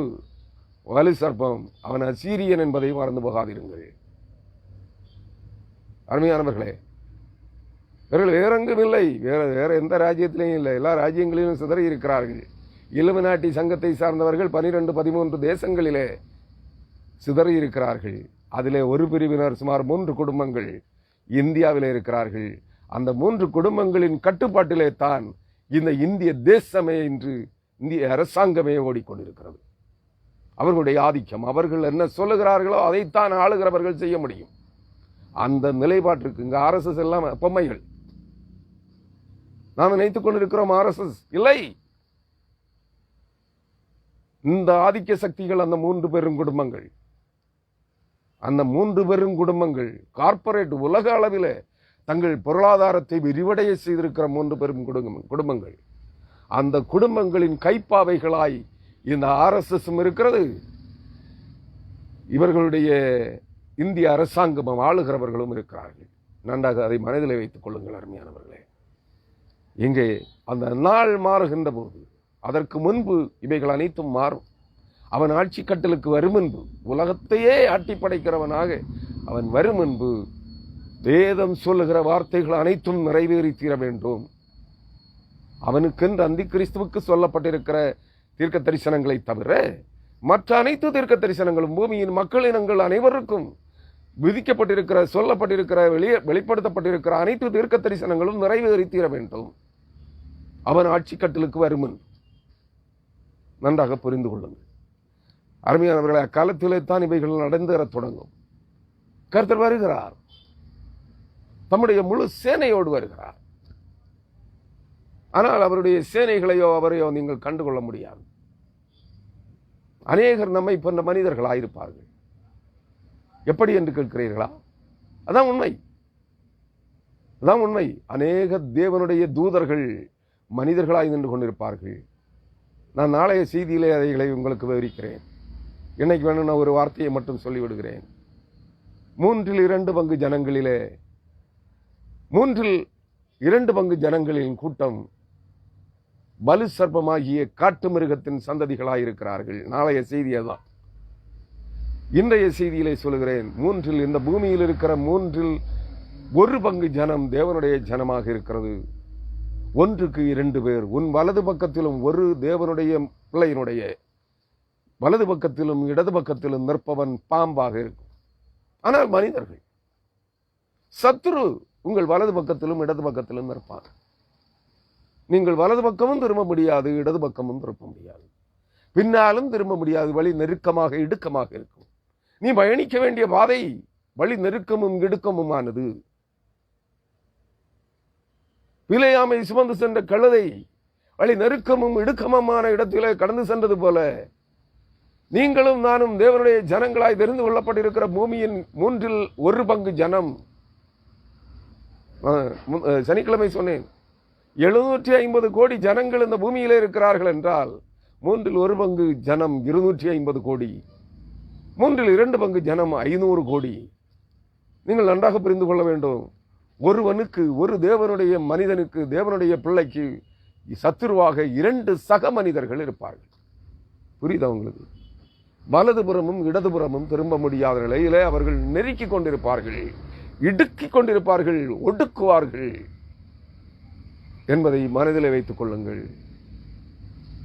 அங்கே பின்னாலும் சத்ருவின் சேனைகள் துரத்தி கொண்டிருக்கும், பார்வோனின் சேனைகள் துரத்தி கொண்டிருக்கும். முன்னே கர்த்தருடைய தூதனானவர் நமக்கு வழிகாட்டியாக பாதுகாவலராக செல்கிறவர் நின்று கொண்டிருப்பார். நீ எங்கே ஓடுவாய்? கிறிஸ்தவனே, அவை யாராக இருப்பார்கள்? சக மனிதர்கள். நேற்று வரை இன்று வரை உன்னோடு உண்டவர்கள் உறங்கினவர்களாக இருப்பார்கள். உனக்கு கையிலாக கொடுத்தவர்களாக இருப்பார்கள். திடீரென்று பெண்ணாக நிற்கிற ஒரு பெண், ஒரு மனிதனாக நிற்கிறவன் பாம்பாக மாறுகிறானே. பார்த்திருக்கிறீர்களே, சினிமாக்களிலே காட்டுகிறார்களே. சக மனிதர்களாக வாழ்ந்து கொண்டிருக்கிறார்கள், ஆனால் திடீரென்று அது பாம்பாக மாறிக்கொண்டிருக்கிறது. பாம்பாக உருமாற்றம் பெற்று இப்போது இங்கே நின்றவரை காணவில்லையே என்று தேடினால் அங்கே ஒரு பாம்பு சென்று கொண்டிருக்கும். திடீரென்று பார்த்தால் அந்த பாம்பு திடீரென்று மனிதனாக மாறி நிற்கும், ஒரு பெண்ணாக, ஒரு ஆணாக மாறி நிற்கிறது. இதுதாங்க மிருக வித்துக்களால் விதைக்கப்பட்டிருக்கிறோம். மனுஷ வித்தினாலும் மிருக வித்தினாலும் விதைக்கப்பட்டிருக்கிறோம். 3 2 பேர், ஒரு தேவனுடைய மனுஷன், ஒரு தேவனுடைய பிள்ளை ஒருவன், ஆணோ பெண்ணா, 3 2 பேர். உன் அருகாமையில் இருப்பவர்கள் பாம்புகளாக, விரியன் பாம்பு குட்டிகளாக இருப்பார்கள், அல்லது சர்ப்பங்களாக இருப்பார்கள், மனிதர்களாக, சக மனிதர்களாக வாழ்ந்து கொண்டிருக்கிறார்கள். புரியுதா உங்களுக்கு? நாளைய செய்தியில விவரிக்கிறேன். நாளைய செய்தி அதுதான். மிருக வித்து, மனுஷ வித்து. மிருக வித்துக்கள் 1க்கு 2 இருக்கிறது, மனுஷ வித்து 1 இருக்கிறது என்றால் மிருக வித்து 2 இருக்கு பக்கத்துல. அவன் கிறிஸ்தவனாகவும் இருப்பான். எல்லா சமயங்களிலும் இருக்கிறார்கள், எல்லா மக்களினங்களுக்குள்ளும் இருக்கிறார்கள். நன்றாக புரிந்து கொள்ளுங்கள். நீங்கள் எச்சரிக்கையாக இருங்கள். சக மனிதனுக்கு எச்சரிக்கையாக இருங்கள். உன் மடியிலே படுத்துக் கொள்ளுகிறவளுக்கு எச்சரிக்கையாயிரு. உன்னிடத்தில் உன் காம இச்சைகளை தூண்டுகிற பெண்களிடத்தில் எச்சரிக்கையாயிருங்கள், ஆண்களிடத்தில் எச்சரிக்கையாயிருங்கள். அருமையானவர்களே, நேற்று இரவு என்னிடத்தில் ஒரு சிறு பெண் மெசஞ்சரில் பேசிக் கொண்டிருந்தாள். அங்கிள் அங்கிள் என்று அழைத்துக் கொண்டிருந்தாள். திடீரென்று அவளுடைய சுபாவம் மாறுகிறது.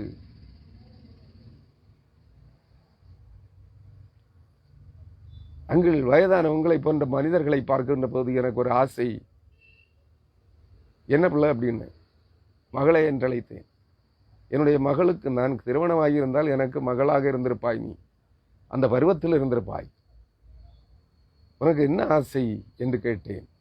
அவள் சொன்னாள், வயதான அங்கிள்களை பார்க்கும்போது எனக்கு ஒரு வித்தியாசமான உணர்வு, அவர்களோடு இன்பத்தை அனுபவிக்க வேண்டும் என்று. என்னம்மா நீ எத்தனாவது படிக்கிறேன்னு கேட்டால் 11ஆம் வகுப்பு படிக்கிறேன் என்றார். நீங்க என்ன விரும்புறீங்களான்னா, என் மகளை போல உன்னை விரும்புகிறேன். அவளுடைய நோக்கம் வேறாக இருக்கிறது, அவளை திருத்த வேண்டும். ஒரு 10 நிமிடம் அவளோடு அவள் சாட்டிங் பண்ணி கொண்டிருந்தாள். கேட்டாள், அப்ப நீங்க என்னை மகளை போல் விரும்புகிறீர்கள் என்றால், நினைக்கிறீர்கள் என்றால், நீங்கள் என்னோடு அந்த காரியத்தை செய்ய நீங்கள் விரும்புவீர்களா?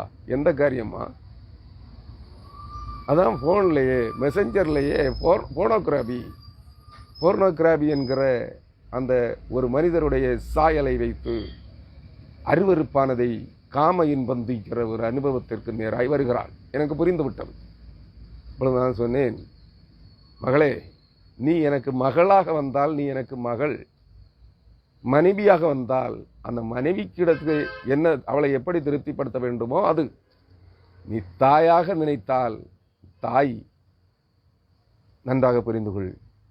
நீ தாயாக எனக்கு வந்தாய் என்றால் நீ சிறு பெண்ணோ பெரிய பெண்ணோ தெரியாது, நீ பெரிய பெண்ணுன்னு தான் நினைக்கிறேன். நீ ஒரு போட்டோவை அனுப்பிக்கிற, அது சிறு குழந்தையை போல் இருக்கிறது. உன்னுடைய நோக்கம் எல்லாம் எது என்று எனக்கு புரிகிறது. நீ மகளாக என்னிடம் வந்தால் ஒரு மகளை போல நடத்துவேன். நீ மனைவியாக வந்தால் மனைவிக்குரிய கடமைகளை செய்து கொடுப்பேன். தாயாக வந்தால் உன் மடியிலே தலை வைத்து படுத்துக் கொள்வேன்.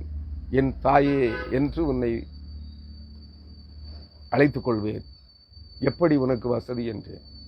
அப்போ வேண்டாம் அங்கிள், நீங்க என்ன மகளா பார்க்குறீங்க, வேண்டாம் அங்கிள்னு போயிட்டான். இதுதான் இன்றைய பிள்ளைகளுடைய நிலைப்பாடு. மொபைல் போன், ஸ்மார்ட் போன் இன்றைய சிறு பிள்ளைகளை சீரழித்துக் கொண்டிருக்கிறது. இடையிலே அவள் கடைசியிலே ஒரு வார்த்தை சொன்னாள், ஏனெனில் இவளுக்கு பின்னால் இருப்பவர் யார்? பிள்ளை, என்னுடைய வயது என்ன என்று நீ நினைக்கிறாய் என்று கேட்டேன். அங்கிள் தெரியல, நீங்க சொல்லுங்க அப்படின்னா. உன்னுடைய வயது என்னம்மான்னு கேட்டேன். 16 வயது என்றாள் அந்த சாட்டிங்கில். உங்க வயது என்ன? நீ ப்ரொஃபைலிலே பார்த்துக்கொள், நான் எதுவும் மறைவாக வைக்கவில்லை, எல்லாவற்றையும் ப்ரொஃபைலில் போட்டிருக்கிறேன், ப்ரொஃபைலில் பார்த்துக்க அப்படின்னேன். அடுத்த செகண்ட் ப்ரொஃபைலில் விசிட் பண்ணுறதுக்கு டைம் இல்லை, உங்களுடைய வயது 60 என்றால். எப்படி சரியா சொல்லியிருக்க? உன் பக்கத்தில் உன் அப்பா இருக்கிறாரான்னு கேட்டேன். ஏன்னா ப்ரொஃபைலில் அப்பா பார்த்துருக்கணும் அல்லது அம்மா பார்த்துருக்கணும். இல்லை என்றால். அப்பாவும் அம்மாவும் இல்லை, நான் ஏற்கனவே பார்த்துட்டேன், உங்கள் ப்ரொஃபைலில் பார்த்து வச்சுட்டு தான் உங்கள்கிட்ட நீங்கள் என்ன சொல்கிறீங்கன்னு தெரிஞ்சுக்க கேட்டேன். நமக்குள்ள கெமிஸ்ட்ரி ஒர்க் அவுட் ஆகலை. என்னது ஒர்க் அவுட் ஆகலை? நானும் கெமிஸ்ட்ரி படிச்சிருக்கேன். ஏன்னா நான் படித்தது பார்மசி, அது ஃபுல்லாக கெமிஸ்ட்ரி தான். Inorganic chemistry, organic chemistry, pharmaceutical chemistry, இதெல்லாம் படித்தவன் தான் நான். ஆனால் அவ ஒரு கெமிஸ்ட்ரியை சொல்கிறான், கெமிஸ்ட்ரி ஒர்க் அவுட் ஆகலாங்கிள் அப்படின்னா என்னம்மா இது? அது கெமிஸ்ட்ரி டீச்சர்கிட்ட தான் கேட்கணும். அப்போ அந்த சிறு பெண்ணினுடைய பின்னால் இருக்கிறவள் ஒரு பெண், 11ஆம் வகுப்பு படிக்கிற ஒரு சிறு பெண்ணின் குழந்தையின் பின்னால் இருந்து இந்த காரியத்தை செய்ய தூண்டி இருப்பவள் ஒரு பெண், ஒரு ஆசிரியை, கெமிஸ்ட்ரி டீச்சர். ஹையர் செகண்டரி ஸ்கூல்ல கெமிஸ்ட்ரி பாடம் எடுக்கிற ஒரு டீச்சர் அந்த சிறு பெண்ணினுடைய மனதை சீரழித்திருக்கிறாள். இதை இதுக்கு முன்னாடி யார்கிட்டயா பண்ணியிருக்கியாமான்னு கேட்டா, ஒரு முறை ஒருவரோடு செய்திருக்கிறேன். நீ ஆரம்ப காலத்தில் இருக்கிறியா? உன் ஆத்மாவை அழித்துக் கொள்ளாதே, உன் சரீரத்தையும் உன் ஆத்மாவையும் கெடுத்து விடாதே என்று எச்சரித்தேன். அடுத்த நொடி அவள் மெசஞ்சரை க்ளோஸ் பண்ணிட்டு போயிட்டான். சாட்டிங் முடிந்து விட்டது. அருமையானவர்களே, இன்றைய கிறிஸ்தவ ஊழியர்கள் இவர்கள் தேடி வலை விரித்து கிறிஸ்தவ ஊழியக்காரர்களுக்கு வலை விரித்துக் கொண்டிருக்கிறார்கள். சாத்தானுடைய தந்திரம். என்னை முன்பின் தெரிந்தவள் அல்ல, சென்னையிலே இருக்கிறேன் என்கிறாள். என்னை தெரியுமா என்று கேட்கிறாள். ஒரு நடிகையின் படத்தை அவளுடைய ப்ரொஃபைலிலே வைத்திருக்கிறாள். நான் பிற்பாடு தான் அதை தேடினேன். திடீரென்று அந்த ப்ரொஃபைலே காணாமல் போய்விட்டது அவளுடைய. இதை இன்றைய ஆசிரியர்கள் இதை பிள்ளைகளுக்கு கற்பிக்கிறார்கள். அன்பான பெற்றோர்களே, பெரியவர்களே, ஏன் சொல்லுகிறேன் தெரியுமா? இந்த உலகம் எங்கே சென்று கொண்டிருக்கிறது? கிறிஸ்தவர்களை தேடி வஞ்சித்துக் கொண்டிருக்கிறார்கள், வலை வீசிக் கொண்டிருக்கிறார்கள். அதிலும் ஊழியக்காரர்களுக்கு வலை வீசுகிறார்கள், சிறு பிள்ளைகளை வைத்து. பின்னால் இருப்பவர்கள் இந்த சங்கிகளின் கூட்டம்தான் என்று நினைக்கிறேன். நன்றாக புரிந்து கொள்ளுங்கள். அநேகர், நான் இப்படிப்பட்ட என்னுடைய முகநூலிலே அங்கத்தினர்களாய் நண்பர்களாய் இருக்கிற அநேக ஊழியக்காரர்களுடைய முகநூல்களிலே அவர்களுடைய ஃப்ரண்ட் லிஸ்ட்ல பார்த்தா இது மாதிரி பெண்கள் அநேகர் இருக்கிறார்கள். எல்லோருக்கும் இதுதான் தொழில். இரவிலே அவர்களோடு உல்லாசம், போர்னோகிராபி, இது அடல்ட்ரி, அதாவது காமவீகார இச்சைகளை தூண்டுகிற ஒரு நிகழ்ச்சி. பெண்களை வைத்து, இப்படி சிறு பெண்களை வைத்து, வளர்ந்த பெண்களை வைத்து, கன்னி பெண்களை வைத்து இப்படிப்பட்ட காரியத்தை நடத்தி கொண்டிருக்கிறார்கள். எச்சரிக்கையாக இருங்கள். அதற்காகத்தான் இதை சொன்னேன். எனக்கு நேற்றைய தினத்திலே இரவிலே நடந்த என் அனுபவத்திலே வந்த ஒரு காரியம். நான் பலமுறை உங்களுக்கு செய்திகளிலே எச்சரித்திருக்கிறேன். பெற்றோர்களே, உங்கள் பிள்ளைகளுக்கு நீங்கள் வாங்கி கொடுத்திருக்கிற smart phone, touch phone, laptop, computer system, இவைகளை கண்காணியுங்கள். படுக்கைக்கு செல்லும் வரை பிள்ளைகள் தங்களுடைய பாடங்களை அல்லது தங்கள் காரியங்களை அதிலே செய்து கொள்ளட்டும். உங்கள் கண் முன்பு பொதுவான ஒரு அறையிலே கம்ப்யூட்டர், லேப்டாப், ஸ்மார்ட் போன் எல்லாவற்றையும் வைத்து விடுங்கள். படுக்கைக்கு செல்லும் போது பிள்ளை படுக்கையிலே ஸ்மார்ட் போனோடு படுக்கைக்கு செல்ல அனுமதிக்காதிருங்கள். எல்லாவற்றையும் ஒரு பொதுவான அறையிலே வைத்து அடைத்து விடுங்கள், பூட்டி விடுங்கள். தகப்பனிடத்திலோ தாயினிடத்திலோ அந்த அறையினுடைய ஸ்மார்ட் போன் எல்லா பிள்ளைகள், ஆண் பிள்ளைகள், பெண் பிள்ளைகள், உங்கள் பெற்றோர்களுடைய போன்களும் அந்த பொது அறையிலே வைத்து பூட்டி விடுங்கள். லேப்டாப், கம்ப்யூட்டர் அனைத்தையும். மாலை அலுவலகங்களிலிருந்து வந்த பிற்பாடு இதை கண்காணியுங்கள். வீட்டில் இருப்பவர்களானாலும் சரி, வேலை பார்ப்பவர்களானாலும் சரி, படிப்பவர்களானாலும் சரி, பிள்ளைகள் சீரழிந்து கொண்டிருக்கிறது. பிள்ளைகளை சீரழிக்கிறவர்கள் ஊழியக்காரர்களும் இருக்கிறார்கள். நன்றாக ஆசிரியர்களும் இருக்கிறார்கள். உயர்ந்த அந்தஸ்துகளில் இருக்கிறவர்களும் இருக்கிறார்கள்.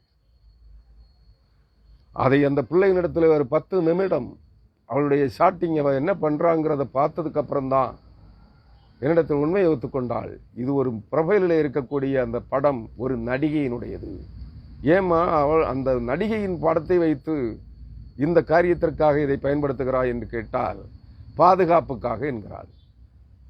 அன்பான கிறிஸ்தவர்களே, ஒரு நடிகை, ஒரு விபச்சாரி, ஒரு நடிகையினுடைய படத்தை வைத்துக் கொண்டு தன்னுடைய பாதுகாப்பு என்று சொல்லி உள்ளே அருவருப்பான காரியத்திற்கு நேராக அந்த சிறு பிள்ளை நடந்து முன்னேறி கொண்டிருக்கிறது. ஒருவரோடு அவர் என்னிடத்து சொன்னது உண்மையா பொய்யான்னு எனக்கு தெரியாது. ஒருவரோடு என்னை போன்ற ஒரு வயது முதிர்ந்த ஒரு நபரோடு அவள் அந்த தகாத காரியத்தை செய்தேன் என்று ஒத்துக்கொள்ளுகிறாள்.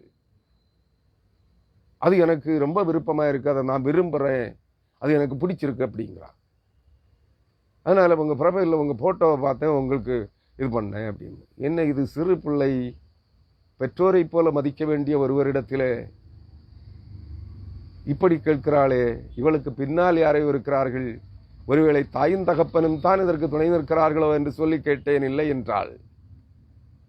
அப்ப அந்த கெமிஸ்ட்ரி ஒர்க் அவுட் ஆகல உங்ககிட்ட அப்படின்னா, என்னம்மா கெமிஸ்ட்ரி அப்படின்னா, அதெல்லாம் ஒரு கெமிஸ்ட்ரிங்க, அது கெமிஸ்ட்ரி டீச்சர்கிட்ட கேட்டாதான் தெரியும். அப்பதான் புரிஞ்சுது உங்களுக்கு பின்னாடி இருக்கிறவ கெமிஸ்ட்ரி டீச்சர், ஒரு பெண் ஆசிரியை. தன்னுடைய வகுப்பில் படிக்கிற ஒரு பெண்ணை, சிறு குழந்தையை தன்னுடைய இச்சைகளுக்கு பயன்படுத்துகிறாள். நன்றாக புரிந்து கொள்ளுங்கள் அருமையான கிறிஸ்தவர்களே. இப்படிப்பட்டவர்கள் எல்லாம் தேவனுடைய ராஜ்யத்திலே பிரவேசிக்க முடியாது. இப்படிப்பட்டவர்கள் எல்லாம் தேவனுடைய ராஜ்யத்திற்குள்ளே பிரவேசிக்க முடியாது.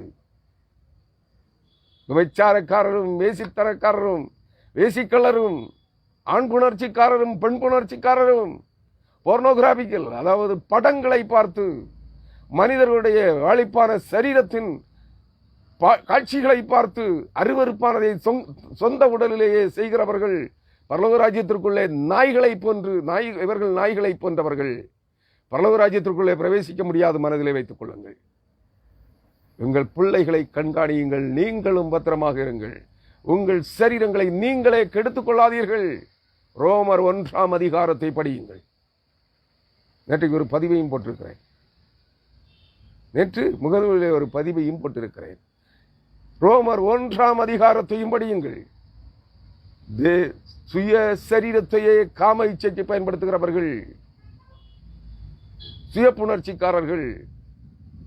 புணர்ச்சிக்காரர்கள் தான் அந்த போர்னோகிராபிக்கல் இச்சைக்குள்ளே விழுந்து கிடக்கிறவர்கள், ஆண்களும் பெண்களும். நன்றாக புரிந்து கொள்ளுங்கள் அருமையான கிறிஸ்தவர்களே. மற்றவர்களுக்கு பிரசங்கித்தால் மட்டும் போதாது, நாம் பரிசுத்தமாய் காத்துக்கொள்ள வேண்டும், நம்மை காத்துக்கொள்ள வேண்டும். மற்றவர்களுக்கு பிரசங்கிக்கிற நானே ஆகாதவனாய் போனால் ஐயோ, என் ஆத்துமா நரகாக்கினிக்கு சென்றுவிடும். அருமையான கிறிஸ்தவர்களே, நீங்கள் ஏதேன் தோட்டத்திற்குள்ளே ஆதாமும் ஏவாளும் துரத்தப்பட்டு ஏதேன் தோட்டம் அடைக்கப்பட்டது. அந்த ஏதேன் தோட்டம் பரம எருசலேமாய் வானமண்டலங்களின் உன்னதங்களிலே இருக்கிறது. பல லட்சம் கோடி மைல்களுக்கு அப்பால் இருக்கிறது. அது பூமிக்கு வரும், அது தான் முன்பு இருந்த இடத்திற்கு வரும். வெளிப்படுத்தல் 20, 19, 20, 21 அதிகாரங்கள் சொல்லுகிறது. அப்பொழுது அந்த ஏதேன் தோட்டத்திற்குள்ளே, பரம எருசலேமுக்குள்ளே, தேவனுடைய தோட்டத்திற்குள்ளே நீங்களும் நானும் பிரவேசிக்க வேண்டும் என்றால், இங்கே நம்முடைய சரீரத்தை நாமே பரிசுத்தமாய் காத்துக்கொள்ள வேண்டும். நாய்களைப் போல் வாழாதிருங்கள், நாய்களோடு நாயாக வாழாதிருங்கள் என்று எச்சரிக்கிறேன். அருமையானவர்களே, அவர் தான் விடாய்த்த ஆத்துமாவை சம்பூரணம் அடைய பண்ணி, அவர் சம்பூரண அடைய பண்ணுகிற அந்த முழுமையான பரிபூரணமான அந்த சந்தோஷத்தை, சமாதானத்தை உன் ஆத்மாவிலே நீ பெற வேண்டும் என்றால், இந்த உலக சிற்றின்பங்களை விட்டு விலகு, உடலின்ப இச்சைகளை விட்டு விலகு, அவைகளை தூண்டுகிற சகல நடவடிக்கைகளையும் விட்டு விலகு. அவைகளை உன்னோடு பகிர்ந்து கொள்ளுகிற ஆண்களோடும் பெண்களோடும் பழக்கம் வைத்துக் கொள்ளாதே. உன் வகுப்பாசிரியை அப்படி செய்கிறாள் என்றால் அந்த வகுப்பாசிரியை விட்டு விலகு. ஒரு போதகன் அப்படி செய்கிறான் என்றால் அந்த போதகனை விட்டு விலகு. அவன் கர்த்தருடைய ஊழியக்காரன் அல்ல, அவன் சாத்தானுடைய ஊழியக்காரன், அவன் பலி சர்ப்பத்தின் ஊழியக்காரன். நன்றாக புரிந்து கொள். நாய்களை போல் இருக்கிறார்கள் என்பதை மனதிலே வைத்துக் கொள்ளுங்கள் அருமையானவர்களே. அப்படிப்பட்டவர்கள் தேவனுடைய சம்பூரணமான ஆசீர்வாதத்தை பெற்றுக் கொள்ள முடியாது. முழுமையான திருப்தியை தேவனுடைய ராஜ்யத்திலே நீங்கள் பிரவேசித்தால் மட்டுமே பெற முடியும். உலகத்திலே எதை கொண்டும் மனதின் அந்த ஏக்கம், அந்த வாஞ்சை, ஆத்தும தாகம், அந்த தாகத்தை நீ தணித்துக் கொள்ளவே முடியாது. உலகத்தின் எத்தனை ஆயிரம் கோடி பணம் கொடுத்தாலும் உன்னுடைய அந்த ஆத்தும தாகம், அந்த ஆத்மாவின் வாஞ்சை எதையோ வாஞ்சித்து தேடுகிறதே. உன்னிடத்தில் இல்லாத எதுவை, ஏதோ ஒன்றை, இந்த உலகம் தரக்கூடாத ஏதோ ஒன்றை உன் இருதயம் வாஞ்சிக்கிறது அல்லவா? சகோதரனை, சகோதரியே, எந்த சமயத்தை சார்ந்தவனாக இருந்தாலும் சரி, எந்த மதத்தை சார்ந்தவனாக இருந்தாலும் சரி, எந்த இனத்தை சார்ந்தவனாக இருந்தாலும் சரி, உன் இருதயம் ஏதோ ஒன்றை வாஞ்சித்து தேடுகிறதே. அதை தேடி தேடி அங்கலாய்த்து, அதை ஆதங்கமாய் தேடி வெறுத்து போய் ஏதோ ஒரு வெறுமை உணர்வை சந்தித்திருக்கிறதே. தாக தவனத்தோடு இருக்கிறவனை போல அதை வாஞ்சித்து தேடி ஒரு வெறுமை உணர்வை உன் உள்ளம் சந்தித்துக் கொண்டிருக்கிறதே. அந்த வெறுமை உணர்வு எதை தேடுகிறது தெரியுமா? உன் ஜீமாத்மாவின் வாழ்விடமாகிய நித்திய கானானை தேடுகிறது, பரம எருசலேமை தேடுகிறது, பரிசுத்த நகரத்தை தேடுகிறது, தேவனுடைய சமூகத்தை தேடுகிறது, தேவனுடைய நிறைவை தேடுகிறது. புரிந்து கொள், இவ்வுலகத்திலே நீ உன் மனதை திருப்திப்படுத்துவதற்கு, உன் ஆத்துமாவின் தாகத்தை தணிப்பதற்கு, இவ்வுலகத்திலே நீ எதை கொண்டு நிரப்பினாலும் அது அந்த தாகம் தணியாது. அந்த வாஞ்சை அது வெற்றிடமாய்த்தான் இருக்கும். அதான் உன்னுடைய ஆகாயத்தை போல பறந்து விரிந்த உன்னுடைய ஆன்மா மனவழி ஒளித்துறை. சகரியா 13ஆம் அதிகாரம் 12ஆம் அதிகாரம் 1ஆம் வசனம். வானத்தை படைத்து பூமியை உண்டாக்கி, வானத்தை விரித்து, வானமண்டலங்களை விரித்து பூமியை உண்டாக்கி, தாம் உருவாக்கின அந்த மண்ணிலே, பூமியிலே தாம் உண்டாக்கின மனிதனுடைய ஆவியை அவனுக்குள் உண்டாக்குகிற கர்த்தர். உன் ஆவி வாஞ்சிக்கிறது, உன் ஆத்மா வாஞ்சிக்கிறது. அது பறந்து விரிந்த வெற்றிடமாக இருக்கிறது. அந்த வானவெளி வெற்றிடம், பறந்து விரிந்த பிரபஞ்சம் உன் இதயத்திற்குள்ளே திறந்திருக்கிறது. அது எதையோ ஒன்றை வாஞ்சிக்கிறது, தன்னை உண்டாக்கினவரை தேடுகிறது. அந்த பறந்து விரிந்த பிரபஞ்சமாகிய அந்த மனவெளி ஒளித்திரை உன் இதயத்தின் வாஞ்சையை தூண்டிக்கொண்டே எழுப்பிக் கொண்டே இருக்கிறது. நீ அதை அறியாமல் பணத்தை தேடி ஓடுகிறாய், சம்பாத்தியத்தை தேடி ஓடுகிறாய், உடலின்ப இச்சைகளை தேடி ஓடுகிறாய், அங்குமங்கும் நாயை போல அலைகிறாய். மார்க்கம் தப்பி அலைந்து கொண்டிருக்கிறவனே, மனம் திரும்பு. உன் இருதயம் வாஞ்சிப்பதெல்லாம் நிறைவாழ்வை, உன் உள்ளம் வாஞ்சிப்பதெல்லாம் மன சமாதானத்தை, மன அமைதியை என்பதை மறந்து விடாதே. தேவனுடைய சமூகத்தை நாடுகிறது. அதுவே பரிபூரண ஐஸ்வர்யம், அதுவே சம்பூரணமான ஐஸ்வர்யம் என்பதை மறந்து போகாதே. இவைகளெல்லாம் வெறும் வெற்றும் பதர்களே. நீங்கள் சேர்த்து கொண்டிருப்பது சம்பாத்தியம், உன் இருதயம் வாஞ்சிப்பது மட்டுமே. அந்த இருதயமாகிய மனவழி வழித்துறை, அந்த வெற்றிடம், அது வெற்றிடமாக இருக்கிறது. இவ்வுலகத்தின் அந்த சம்பாத்தியங்களை கொண்டும் அதை நிறைவு செய்ய முடியாது. இன்னும் தா, இன்னும் தா, இன்னும் தா என்று கேட்டுக்கொண்டே இருக்கும். அதுதான் இன்றைய உலகம். ஒரே மனிதன் இந்த உலகத்தை ஆளுகை செய்வதற்காக துடித்துக் கொண்டிருக்கிறான். அவன் வேறு யாரும் அல்ல, சத்துரு, சாத்தான், வலு சர்ப்பம். அந்த வலு சர்ப்பத்தின் சந்ததிகளாயிருக்கிறார்கள். எல்லாவற்றையும் தங்களுக்கென்று சேர்த்துக் கொள்ள வேண்டும். எந்த நிறைவும் இல்லை. பல லட்சம் கோடி சம்பாதித்தவனுக்கும் பண ஆசை போகவில்லை. அவனும் கள்ளப்படத்தை பதுக்குகிறான், எல்லாவற்றையும் தன் கீழடக்க நினைக்கிறான். அருமையானவர்களே, இப்படிப்பட்டவர்கள் எல்லாம் பரலோக ராஜ்யத்திற்குள்ளே பிரவேசிக்க முடியாது. நரகாக்கினி கடலுக்குத்தான் செல்ல வேண்டும். ஏதேன் தோட்டத்துக்குள்ளே நீங்களும் நானும் பிரவேசிக்க வேண்டும் என்றால், வாக்குத்தத்த தேசமாகிய அந்த தேசத்திற்குள்ளே போக வேண்டும் என்றால், உன் இருதயமாகிய மனவெளி வழித்துறை, உன் மனம் வாஞ்சிக்கிற, ஒரு உள்ளம் அங்கலாய்த்து தேடுகிற அந்த பரலோக ராஜ்யத்தை சொந்தமாக்கிக் கொள்ள விரும்பு. எல்லா உலக சிற்றின்பங்களையும் உடலின் பயிற்சிகளையும் விட்டு விலகு. கண் காண்பது போல எல்லாம் வாழ வேண்டும் என்று நினைக்காதே. தேவ சமூகத்திலே கடந்து வா. நான் ஒரு காரியத்தை உங்களுக்கு இதை விவரிப்பதற்காக, ஒரு காரியத்தை கூட என் மனதிலே தோன்றுகிற ஒரு காரியம் வேறொன்றுமில்லை, வேதாகமத்திலிருந்து ஒரு காரியம். இளைய குமாரன், காணாமல் போன குமாரன், கெட்ட குமாரன். பல பெயர்களிலே அந்த கதையை இயேசு கிறிஸ்து சொன்ன ஒரு ஓமை. ஒரு ஐஸ்வர்யவான் பல 100 வேலைக்காரர்கள் இருக்கிறார்கள் அவனுக்கு. பல 100 மாடு மேய்ப்பர்கள், ஆடு மேய்ப்பர்கள் இருக்கிறார்கள். பல 1000 ஏக்கர் நிலம் இருக்கிறது. ஒரு ஜமீன்தாரை போல, ஒரு அரசனை போல வாழுகிறவன். பல 100 வேலைக்காரர்கள் இருக்கிறார்கள். அவனுக்கு 2 மகன்கள். அந்த ஐஸ்வர்யவான் தகப்பன் அழைக்கிறான். மகனே, மூத்தவனை பார்த்து சொல்லுகிறான், வயல் நிலத்துக்கு சென்று வா என்று. அவன் தகப்பனே போகிறேன் என்று சொல்லி வேறு வேலைக்கு சென்று விட்டான். போகவில்லை. அவன் இளையகுமாரனை அழைக்கிறான். மகனே, நீ சென்று அந்த வேலையை செய்துவிடு என்று. அவன் சொல்லுகிறான், போகிறேன் என்று சொல்லிக்கொண்டு,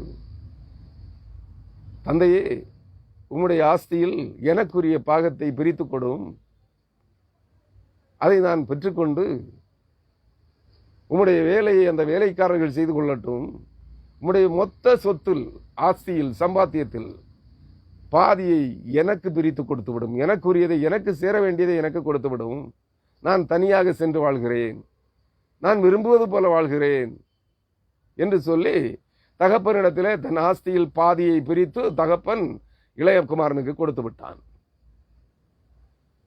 அவன் அந்த ஆஸ்தியில் பாதியை பெற்றுக்கொண்டு அதை விற்று பணமாக்கி கொண்டு தீய நண்பர்களோடு சேர்ந்து, தீய பெண்களோடு சேர்ந்து வாழ்க்கையை உல்லாசமாய் வாழ்ந்தான். அன்பான சிறு பிள்ளைகளே, வாலிபர்களே, கன்னியர்களே, சிறு பிள்ளைகளே, பெற்றோர்களே, கவனியுங்கள். அவனை கெட்ட குமாரன் என்று சொல்லுகிறார்கள். கெட்ட குமாரனின் கதை, இளைய குமாரனின் கதை என்று சொல்லுகிறார்கள்.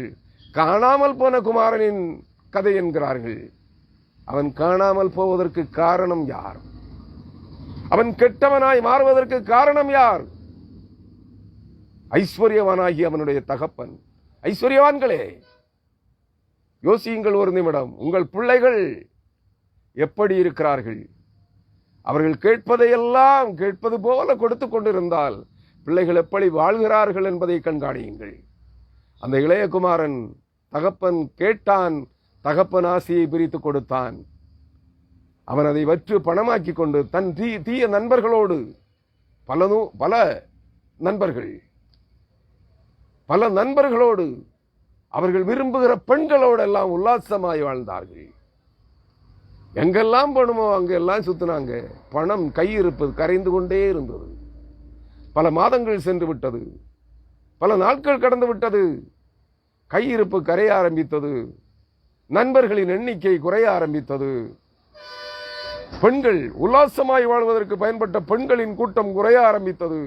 எல்லோரும் இவரிடத்தில் ஏராளமாய் பணம் இருக்கிறது என்கிற எண்ணத்தோடு தான் அவனோடு பின்தொடர்ந்தார்கள். அவன் கெட்டு போவதற்கு இந்த நண்பர்களும் அவனுடைய தீய நண்பர்களும் அவர்களுடைய உல்லாச வாழ்வுக்கு துணை கொடுத்த, ஈடு கொடுத்த பெண்களும் தான் காரணம். இவனுடைய பணம் குறைய ஆரம்பித்தது. கடைசியிலே ஒரு நயா பைசா கூட இல்லை. அவன் உடுத்தி இருந்த அந்த பழைய துணியும், அவன் காலிலே போட்டிருந்த பழைய பாதரட்சையும், அவனுடைய பையன் தான் மீதம் இருந்தது. பணம் இல்லை, தீர்ந்து விட்டது முழுவதும். நண்பர்கள் ஈக்களை போல் அவனை வைத்துக் கொண்டிருந்த பெண்களும் ஆண்களும் போய்விட்டார்கள். இவன் தனிமையிலே விடப்பட்டான். ஏனெனில் இவனுடைய பணத்தில் தான் அவர்கள் உல்லாசமாய் வாழ்ந்தார்கள், ஆடம்பரமாய் வாழ்ந்தார்கள், மன விருப்பம் போல் வாழ்ந்தார்கள். கண்ட இடங்களுக்கெல்லாம் சென்றார்கள், கண்டதை எல்லாம் புசித்தார்கள், உண்டார்கள், பல பெண்களோடு ஆனந்தமாய் வாழ்ந்தார்கள், அனுபவித்தார்கள். முடிவு என்ன? எல்லோரும் அவனை விட்டு போய்விட்டார்கள். தனிமையிலே விடப்பட்டான், கிழிந்த ஆடைகளோடு. ஒருவேளை உணவுக்கு வழியின்றி அலைந்தான். கடைசியிலே அநேகரிடத்திலே வேலைக்கு கேட்டான். யாரும் அவனுக்கு வேலை கொடுக்கவில்லை. உணவிற்காக வேலை கேட்டான், கொடுக்கவில்லை. பன்றி மேய்க்கிறவனிடத்திலே கேட்டான், அவன் கொடுத்தான். வேலை கெட்டவர்கள் எல்லாம் துரத்தி விட்டார்கள். அப்பொழுதுதான் உணர்ந்தான். அவனுடைய ஆத்மா விடாய்த்து போனது, அவனுடைய இருதயம் வெடித்து போனது. ஐயோ, என் தகப்பன் வீட்டிலே அநேக ஆஸ்திகள் இருக்கிறது, அநேக வேலைக்காரர்கள் இருக்கிறார்கள், அவர்கள் திருப்தியாய் புசிக்கும்படியாய் அவர்களுக்கு மிகுதியான உணவு கொடுக்கப்படுகிறதே. இங்கோ நான் என்னுடைய தீய குணத்தினால், தீய நண்பர்களால் தீய பெண்களால் கெட்டு சீரழிந்து விட்டேனே, ஒருவேளை உணவுக்கு வழி இல்லையே, யாரும் அதை எனக்கு கொடுக்கவில்லையே, உழைப்பின் கூலியாக கூட உணவை கொடுப்பதற்கு யாரும் என்னை சேர்த்துக் கொள்ளவில்லையே என்று அங்கலாய்க்கிறான். அவனுடைய நிலையை எண்ணி பாருங்கள். அன்பான சகோதர சகோதரிகளே, விசுவாசிகளே, எண்ணி பாருங்கள். ஐஸ்வர்யவானுடைய பிள்ளை கடைசியிலே பன்றி மேய்க்கிறவனிடத்திலே போய் சேர்ந்தான். நீங்கள் லூக்கா 11ஆம் அதிகாரம் என்று நினைக்கிறேன், அல்லது லூக்கா 15ஆம் அதிகாரமாக இருக்கலாம். லூக்கா 15 என்று நினைக்கிறேன். அந்த அதிகாரத்தில் இந்த செய்தி இருக்கிறது. அருமையானவர்களே, அவனுடைய நிலைப்பாட்டை எண்ணி பாருங்கள். பன்றிகளின் தவிட்டை தின்பதற்கு கூட அவனுக்கு உரிமை இல்லை. பன்றிகளுக்கு எதை வைப்பாங்கன்னு தெரியும் இல்லையா உங்களுக்கு? பன்றி மேய்க்கிற ஒருவனிடத்தில் பன்றி கூட்டத்தை மந்தையாய் வளர்க்கிற, இப்பொழுது கோழி மேய்க்கிறார்கள், பன்றி வளர்க்கிறார்கள் அல்லவா, பன்றி பண்ணை, பன்றிகளின் பண்ணை வைத்திருந்த ஒரு முதலாளியிடத்திலே செல்கிறான். பன்றிகளை மேய்க்கிற வேலையாகிலும் கிடைக்குமா என்று அவன் வேலையை கொடுக்கிறான், பன்றி மேய்க்கிற வேலையை. ஆனால் இவன் பசியினால் வாடி தண்ணீருக்கு அங்கே கிடைக்கிற தண்ணீரை, கால்வாயிலும் குளத்திலும் குட்டையிலும் தேங்கி கிடைக்கிற தண்ணீரை குடித்துக் கொள்ளுகிறான். ஆனால் வயிற்று பசியை அடக்குவதற்கு பன்றிகளுக்கு கொடுக்கும் தீனியாக வைத்திருக்கிற தவிட்டை தின்னுகிறான். நிலைமையை எண்ணி பாருங்கள். சில நாட்கள் கடந்து சென்று விட்டது. அந்த பன்றிகளுக்கு உரிமைக்காரன் வருகிறான். இவன் பன்றிகளுக்கு வைக்கப்பட்டிருக்கிற தீனியை தின்று கொண்டிருக்கிறான். அவனை துரத்துகிறான்.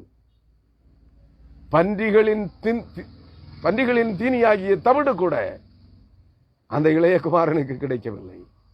செல்வந்தன், ஐஸ்வர்யவானுடைய மகன், ராஜாவை போல வாழ்ந்தவன் இங்கே பன்றிகளின் தவிட்டுக்காக இயங்குகிறான். கிடைக்கவில்லை, துரத்தப்படுகிறான். அப்பொழுது விடாய்த்து போன ஆத்துமா, நொறுங்கி போன அவனுடைய ஆத்துமா தன்னுடைய பழைய வாழ்க்கையை நினைக்கிறான். அவன் உள்ளம் நொறுங்கி போகிறது, அவன் ஆத்துமா நொறுங்கி போகிறது, அவன் ஆவி நொறுங்குகிறது, முறிந்து போகிறது, விடாய்த்து போய்விட்டான். அப்பொழுது நினைவு வருகிறது, என் தகப்பனுடைய வீட்டிலே அநேக வேலைக்காரர்கள் இருக்கிறார்கள், அவர்களுக்கு திருப்தியான உணவு மிகுதியாக கொடுக்கப்படுகிறதே, அவருடைய தேவைக்கு மிகுதியாக அவர்களுக்கு உணவு கொடுக்கப்படுகிறதே, நான் இங்கே பசியால் சாகிறேனே என்கிறான். அந்த அருவருப்பான நிலையிலேயே பன்றிகளோடு பன்றியாய் வாழ்ந்து பன்றிகளின் தவிடு கூட தனக்கு உணவாக கிடைக்காதபடியினாலே மனம் நொந்து விடாய்த்து போய் எங்கே போகிறான்? தகப்பன் வீட்டுக்கு செல்வேன், நான் விட்டு வந்த என் தகப்பனுடைய வீட்டுக்கு செல்கிறேன் என்று தீர்மானம் எடுத்துக்கொண்டான். தகப்பனே உமக்கு முன்பாகவும், பரத்தில் இருக்கிற பரலோக பிதாவே உமக்கு முன்பாகவும், என்னை பெற்ற தகப்பனே உமக்கு முன்பாகவும் நான் பாவம் செய்தேன், கெட்ட குமாரனாக சீரழிந்து போனேன், என்னை சேர்த்துக் கொள்ளும் என்பேன் என்று தீர்மானம் எடுக்கிறான். உள்ளத்திலே வாய்விட்டு சொல்லி இருப்பான், உள்ளத்திலே அல்ல தீர்மானம், உள்ளத்தில் எடுத்த தீர்மானத்தை வாயினாலே சொல்லி அந்த நிலையிலேயே, அந்த நேரத்திலே, அந்த நொடிப்பொழுதிலேயே பன்றிகளோடு அந்த பன்றிகளின் தவிட்டை தின்ன கிடைக்காமல் துரத்தப்பட்ட நிலையிலேயே அருவருப்பானவனாய், சாக்கடையிலே புரளுகிற பன்றியை விட கேவலமானவனாய் தன் விட்டு வந்த தகப்பனை தேடி சென்றான். அவன் இருதயம் எப்படி விடாய்த்து போயிருக்கும் யோசித்து பாருங்கள். இங்கே போனான், வழி மேல் வெளிவைத்து காத்திருக்கிறான் தகப்பன். என் மகன் ஒரு நாள் வருவான், என் அன்பான மகன், என் அன்பான மகள் ஒரு நாள் வருவாள். விபச்சார இச்சையை, காம இச்சையை தணித்துக் கொள்வதற்காக வழிதவரை திரிகிறவளே, அவளை வழி தப்பி திரிய பண்ணுகிறவர்களே, கிடைத்ததடா வேட்டை என்று பல பேர் ஒரு பெண்ணை வேட்டையாடுகிற வேட்டை நாய்களே, ஆண்களே, மனம் திரும்புங்கள். அவர்கள் தகப்பன் பெற்றவன் உங்களை தேடிக்கொண்டிருக்கிறான். பெற்ற வயிறு பற்றி எறிந்து கொண்டிருக்கிறது உங்களுக்காக. நீங்கள் மனம் போன போக்கிலே வாழ்ந்து கொண்டிருக்கிறீர்கள். பெற்றவர்களே, உங்கள் பிள்ளைகளை கவனியுங்கள், கண்காணியுங்கள். நீங்களும் உங்களை காத்துக்கொள்ளுங்கள், உங்கள் பிள்ளைகளை காத்துக்கொள்ளுங்கள்.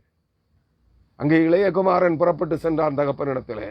தகப்பன் வழிமேல் விழி வைத்து காத்திருக்கிறான். என் மகன் ஒரு நாள் நிச்சயமாக வருவான் என்னை தேடி என்று. தேவனாகிய கர்த்தரும் அப்படித்தான் காத்து கொண்டிருக்கிறார்.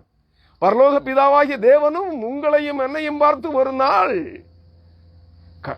என் மகன் என் மகள் வருவாள் என்று காத்துக் கொண்டிருக்கிறார். ஏதேன் தோட்டத்திலிருந்து தன்னுடைய கட்டளைக்கு மீறி மன விருப்பத்தின்படி வாழ நினைத்ததனாலே அவர்களை துரத்தி விட்டார். ஏதேன் தோட்டத்தை விட்டு அவர் காத்துக் கொண்டிருக்கிறார். நான் உண்டாக்கின என் மகன் என் ஆதாம், அவனுக்கு வாழ்க்கை துணையாக நான் கொடுத்த ஏவாள், அவளும் அவளுடைய பிள்ளைகளுமாய் ஒரு நாள் வருவார்கள் என்று தேவனாகிய கர்த்தர் பிதாவாகிய தேவன், நம்மை உண்டாக்கின தேவன் எதிர்பார்த்து காத்துக் கொண்டிருக்கிறார். அந்த இளைய குமாரன் பன்றிகளோடு பன்றியாய் வாழ்ந்தவன் அந்த கேடுகட்ட நிலையிலேயே தகப்பனிடத்திலே சென்றான். தகப்பன் ஓடோடி வந்தான். அவன் இருந்த அருவருப்பான அந்த சாக்கடை பன்றியை போல இருந்த அந்த மகனை மார்போடு கட்டி தழுவினான். அவனை அழைத்து சென்றான். வேலைக்காரர்களை அழைத்தான். இவனை நன்றாக குளிப்பாட்டுங்கள், சீராட்டி நீராடி அவனை குளிப்பாட்டி சுத்தமாக்குங்கள் என்று வேலைக்காரர்கள் அவனை குளிப்பாட்டி சுத்தமாக்கினார்கள், கழுவி சுத்தமாக்கினார்கள். சாக்கடையிலே புரண்டு கொண்டிருந்த பன்றிகளோடு புரண்டு கொண்டிருந்த அந்த இளைய குமாரனை, அந்த கெட்டுப்போன குமாரனை வேலைக்காரர்களை வைத்து தகப்பன் அவனை குளிப்பாட்டி சுத்தமான ஆடை, விலையுயர்ந்த ஆடைகளை அவனுக்கு தரிப்பித்தான்.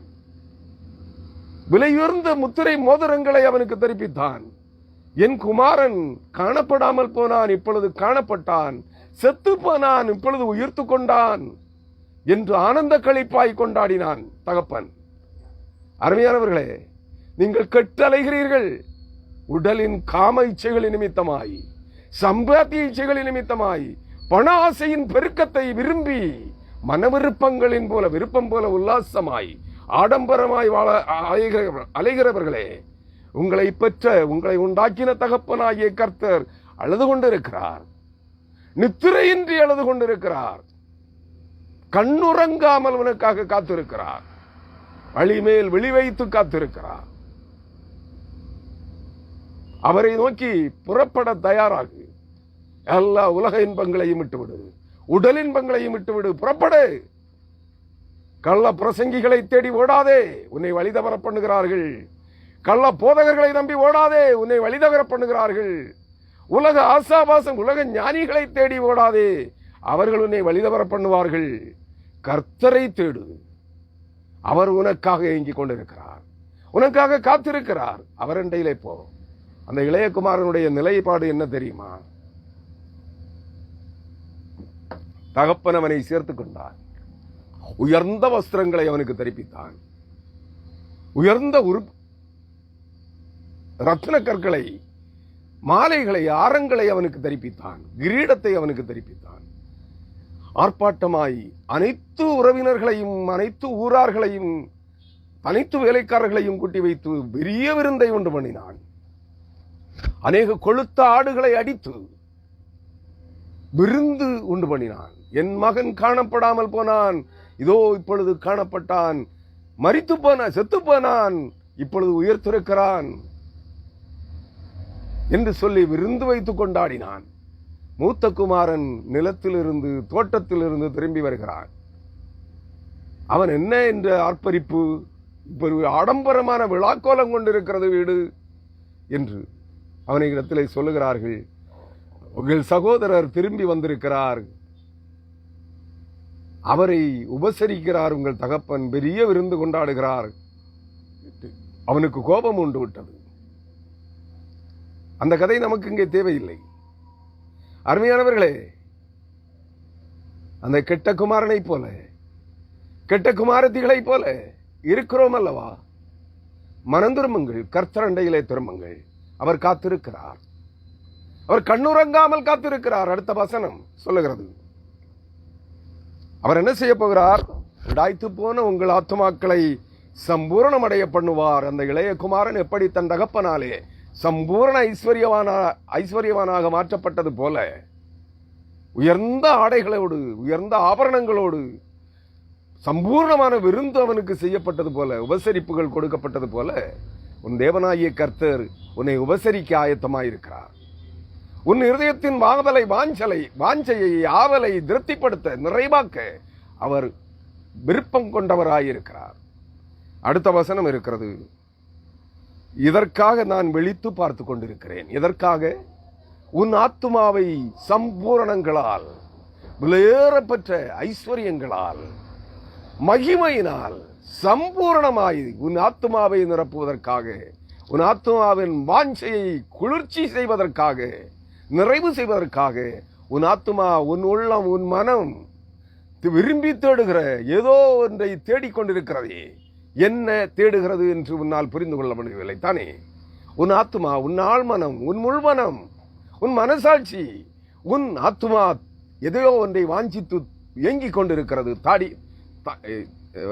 தாவி தாவி விடாய்த்து போயிருக்கிறது. அது விரும்புகிறது, இன்னும் வந்து சேரவில்லை. அதுதான் பரலோக ராஜ்யம். அதுதான் உயிர் தெழுந்த ஆண்டவராய் இயேசு கிறிஸ்து. அவர்தான் பரிசுத்த ஆவியானவர். அவர்தான் பரலோக ராஜ்யம். அதைத்தான் உன் ஆத்மா தேடிக்கொண்டிருக்கிறது, வாஞ்சிக்கிறது. நீ பணத்தை தேடுகிறாய், பணம் உனக்கு மனநிறைவை தரவில்லை. நீ கோடி கோடியாய் சம்பாதிக்கிறாய், உன் சம்பாத்தியம் உனக்கு மனநிறைவை தரவில்லை, மன சமாதானத்தை தரவில்லை. ஆனால் இவைகளை எல்லாவற்றையும் விட நீ உடலின்ப தேவைகளை பூர்த்தி செய்யும்படியாக கண்ட கண்ட பெண்களிடத்திலே ஓடுகிறாய், கண்ட கண்ட ஆண்களிடத்திலே ஓடுகிறாய். நீ விரும்புவது போல அனுபவித்து பார்க்கிறாய். உன் மனம் திருப்தி அடையவில்லை, உன் ஆத்துமா திருப்தி அடையவில்லை. அது சம்பூர்ணமாய் கொழுத்த பதார்த்தங்களால் நிறைவடையவில்லை. இன்னும் தேடிக்கொண்டே இருக்கிறாய், கெட்டு சீரழிந்து விட்டாய். ஆனால் இன்னும் ஆத்துமா தேடிக்கொண்டே இருக்கிறது. எதை தெரியுமா? தேவனை தேடிக்கொண்டிருக்கிறது. உன்னை உண்டாக்கின தேவனை, பரம்பொருளாகிய கடவுளை அது தேடிக்கொண்டிருக்கிறது உன் ஆத்துமா. பரலோக ராஜ்யத்தை அது தேடிக்கொண்டிருக்கிறது உன் ஆத்துமா. நித்திய ஜீவனை தேடிக்கொண்டிருக்கிறது உன் ஆத்துமா. இது உனக்கு என்றைக்கு புரிய வரும்? அது புரிகிற போது நீ கெட்டு சீரழிந்திருப்பாய். நீ உன்னை உணர்கின்ற போது உன் ஆத்துமா, உன் மனம், உன் ஆழ்மனம் உன்னிலே எதை தேடி வாஞ்சித்து கதறிக்கொண்டிருக்கிறது, ஏங்கிக் கொண்டிருக்கிறது என்பதை நீ அறிகின்ற நாளிலே நீ கெட்டு சீரழிந்து போயிருப்பாய் என்பதை மனதிலே வைத்து போய் கொள். தேடு, இதுவே காலம். நீ மனம் திரும்புவதற்கான காலம் இதுவே. அந்த இளைய குமாரனை போல, அந்த கெட்ட குமாரனை போல, அந்த சீரழிந்து போன குமாரனை போல உல்லாசமாய் வாழ்ந்து தன்னைத்தானே கெடுத்துக் கொண்ட அந்த குமாரனை போல, மனம் விரும்புகிறது போல உல்லாசமாய் வாழ்ந்து சீரழிந்து போன கிறிஸ்தவனே, மனிதனே, மனுஷியே, சகோதரியே, சகோதரனே, பிள்ளையே, மனம் திரும்பு. இதுவே அதற்கான காலம். மனம் திரும்பி உன் தேவனை தேடு, உன் தேவனை சந்திக்க ஆயத்தப்படு. அவர் உனக்காக தேடிக்கொண்டிருக்கிறார், ஏங்கிக் கொண்டிருக்கிறார். திரையின்றி வழிமேல் விழிவைத்து உன்னை, என் மகள், என் மகன் என்னை தேடி வரமாட்டானா என்று இங்கு காத்துக் கொண்டிருக்கிறார், காத்திருக்கிறார். அவரண்டையிலே புறப்படு. அடுத்த வசனம் சொல்கிறது, இதற்காக நான் விழித்து பார்த்து கொண்டிருக்கிறேன். விழித்து பார்த்து கொண்டிருக்கிறேன்னா தூங்காமல், கண்ணிமைகள் தூங்காமல், கண்ணின் கருவிழி தூக்கத்திற்கு இடம் கொடாமல் அவர் விழிப்பாயிருந்து உன்னை பார்த்து கொண்டிருக்கிறார், காத்து கொண்டிருக்கிறார். புரிகிறதா அவனுக்கு? அன்பான கிறிஸ்தவனே, பணத்தையும் சம்பாத்தியத்திற்காக ஓடிக்கொண்டிருக்கிறாயே, உலகத்தின் புகழுக்காக, பெயருக்காக ஓடிக்கொண்டிருக்கிறாயே, புரட்டு வித்தைகளை காண்பித்துக் கொண்டிருக்கிறாயே, நடித்துக் கொண்டிருக்கிறாயே, நாடக நடிகனை போல நீயும் கெட்டு தேவனுடைய பிள்ளைகளையும் கெடுத்து சீரழித்துக் கொண்டிருக்கிறாயே. மனம் திரும்பு. உன் பாவ குற்றங்களை வெளிப்படையாக, உன்னால் கெட்டுப்போனவர்கள் சீர்பட வேண்டும் என்றால் வெளிப்படையாக எத்தனை ஆயிரம் பேரை, எத்தனை லட்சம் பேரை உன் சீர்கட்ட வாழ்க்கையினால், உன் புரட்டு உபதேசங்களினால் கெடுத்து சீரழித்தாயோ, அவர்கள் மனம் திரும்பும்படியாய் வெளிப்படையாக உன் பாவ குற்றங்களை அறிக்கை செய். மனம் திரும்பு. அவர்களும் உன்னை பார்த்து மனம் திரும்பட்டும். உன்னை பார்த்து தானே அவர்கள் கெட்டு சீரழிந்தார்கள், சீரழிந்து கொண்டிருக்கிறார்கள். மனம் திரும்பு. இல்லையேல் நரகாக்கினி கடலுக்கு செல்லுவாய் என்பதை மறந்து போகாமே. அருமையான கிறிஸ்தவர்களே, அவர் சொல்லுகிறார், இதற்காக நான் விழித்து பார்த்து கொண்டிருக்கிறேன். என் நித்திரை எனக்கு இன்பமாக இருந்தது. அவர் பிள்ளைகள் தன்னிடத்தில் வருகிறார்கள் என்கிற அந்த உணர்வு, என்னை விட்டு விரிந்து போனவர்கள், என்னால் தள்ளப்பட்டவர்கள், வெளியேற்றப்பட்டவர்கள் மனம் திரும்பி தங்கள் தப்பிதங்களை உணர்ந்து எல்லா பாவ அருவருப்பான வாழ்க்கை முறைகளையும் விட்டு விலகி, என் பிள்ளைகள், என்னால் சிருஷ்டிக்கப்பட்டவர்கள், என்னால் பிறப்பிக்கப்பட்டவர்கள், என் பிள்ளைகள், என் பிள்ளைகளாய் என் அண்டையிலே திரும்பி வருகிறார்கள் என்கிற அவருடைய அந்த எதிர்பார்ப்பின் நிச்சயம் அவருக்கு இன்பமான நித்திரை கொடுக்கிறது என்று சொல்கிறார். நீங்கள் திரும்பி வருகிற உங்கள் பிதாவாகிய தேவனண்டை, உங்கள் கர்த்தராகிய இயேசு கிறிஸ்துவண்டை நீங்கள் திரும்பி வருகிறதை எண்ணி அவருக்கு இன்பமான நித்திரை வருகிறது. தூக்கமில்லாத இரவுகள் அல்ல, அவர் பல காலங்களாய் விழித்து உங்களை எதிர்நோக்கி காத்துக் கொண்டிருக்கிறார். ஆனால் இப்பொழுதோ என் பிள்ளைகள் என்னண்டையிலே மனம் திரும்பிக் கொண்டிருக்கிறார்கள், என்னை தேடி வந்து கொண்டிருக்கிறார்கள் என்கிற அந்த திருப்தி அவருக்கு இன்பமான தூக்கத்தை, உறக்கத்தை கொடுக்கிறது. அவர்தான் அவர் சொல்லுகிறார், என் நித்திரை எனக்கு இன்பமாய் இருந்தது. எப்பொழுது இந்த தீர்மானம் அவருடைய ஜனங்கள் அவரை தேடுகிறார்கள், அவர் அண்டையிலே வந்து கொண்டிருக்கிறார்கள், உலக சிற்றின்பங்களை விட்டு, வலு சர்ப்பத்தின் மாயைகளை விட்டு, பொய்களை விட்டு, வஞ்சகங்களை விட்டு விலகி, கெட்டு சீரழிந்து போன என்னுடைய பிள்ளைகள் என்னை தேடி வந்து கொண்டிருக்கிறார்கள் என்கிற அந்த வாஞ்சை, அந்த எண்ணம், அந்த தீர்மானம் அவருக்கு நல்ல நித்திரையை கொடுக்கிறது என்று சொல்லுகிறார். அருமையானவர்களே, அந்த இளைய குமாரனை போல தேவனுடைய சமூகத்திலே கடந்து வாருங்கள். அவர் தம்முடைய சிலுவையிலே தாம் சிந்தின இரத்தத்தினாலே உங்களை கழுவி சுத்திகரித்து, நீங்கள் இழந்த தேவசாயலாகிய ஒளியின் வஸ்திரத்தை சிறந்த வஸ்திரங்களாய் உங்களுக்கு தரிப்பித்து, வானத்து நட்சத்திரங்களைப் போல ஒளி வீசுகின்ற நட்சத்திரம், எரி நட்சத்திரங்களைப் போல அல்ல, எரிந்து விழுந்து போன நட்சத்திரங்களைப் போல அல்ல, வானத்திலே ஒளி வீசுகின்ற, எரிந்து பிரகாசிக்கின்ற நட்சத்திரங்களாய், சூரியனைப் போல சந்திரனைப் போல உங்களை மாற்றுவார். தம்முடைய ராஜ்யத்திலே உங்களை திரும்பவும் தம்முடைய தோட்டமாகிய ஏதேனிலே, தேவன் தம்முடைய தோட்டமாகிய ஏதேன் தோட்டத்திலே, பரம எருசலேமிலே, நித்திய கானானிலே உங்களை கூட்டி சேர்ப்பார் என்கிற எண்ணத்தோடு அதை விசுவாசியுங்கள். அவர் அண்டையிலே கடந்து வாருங்கள்.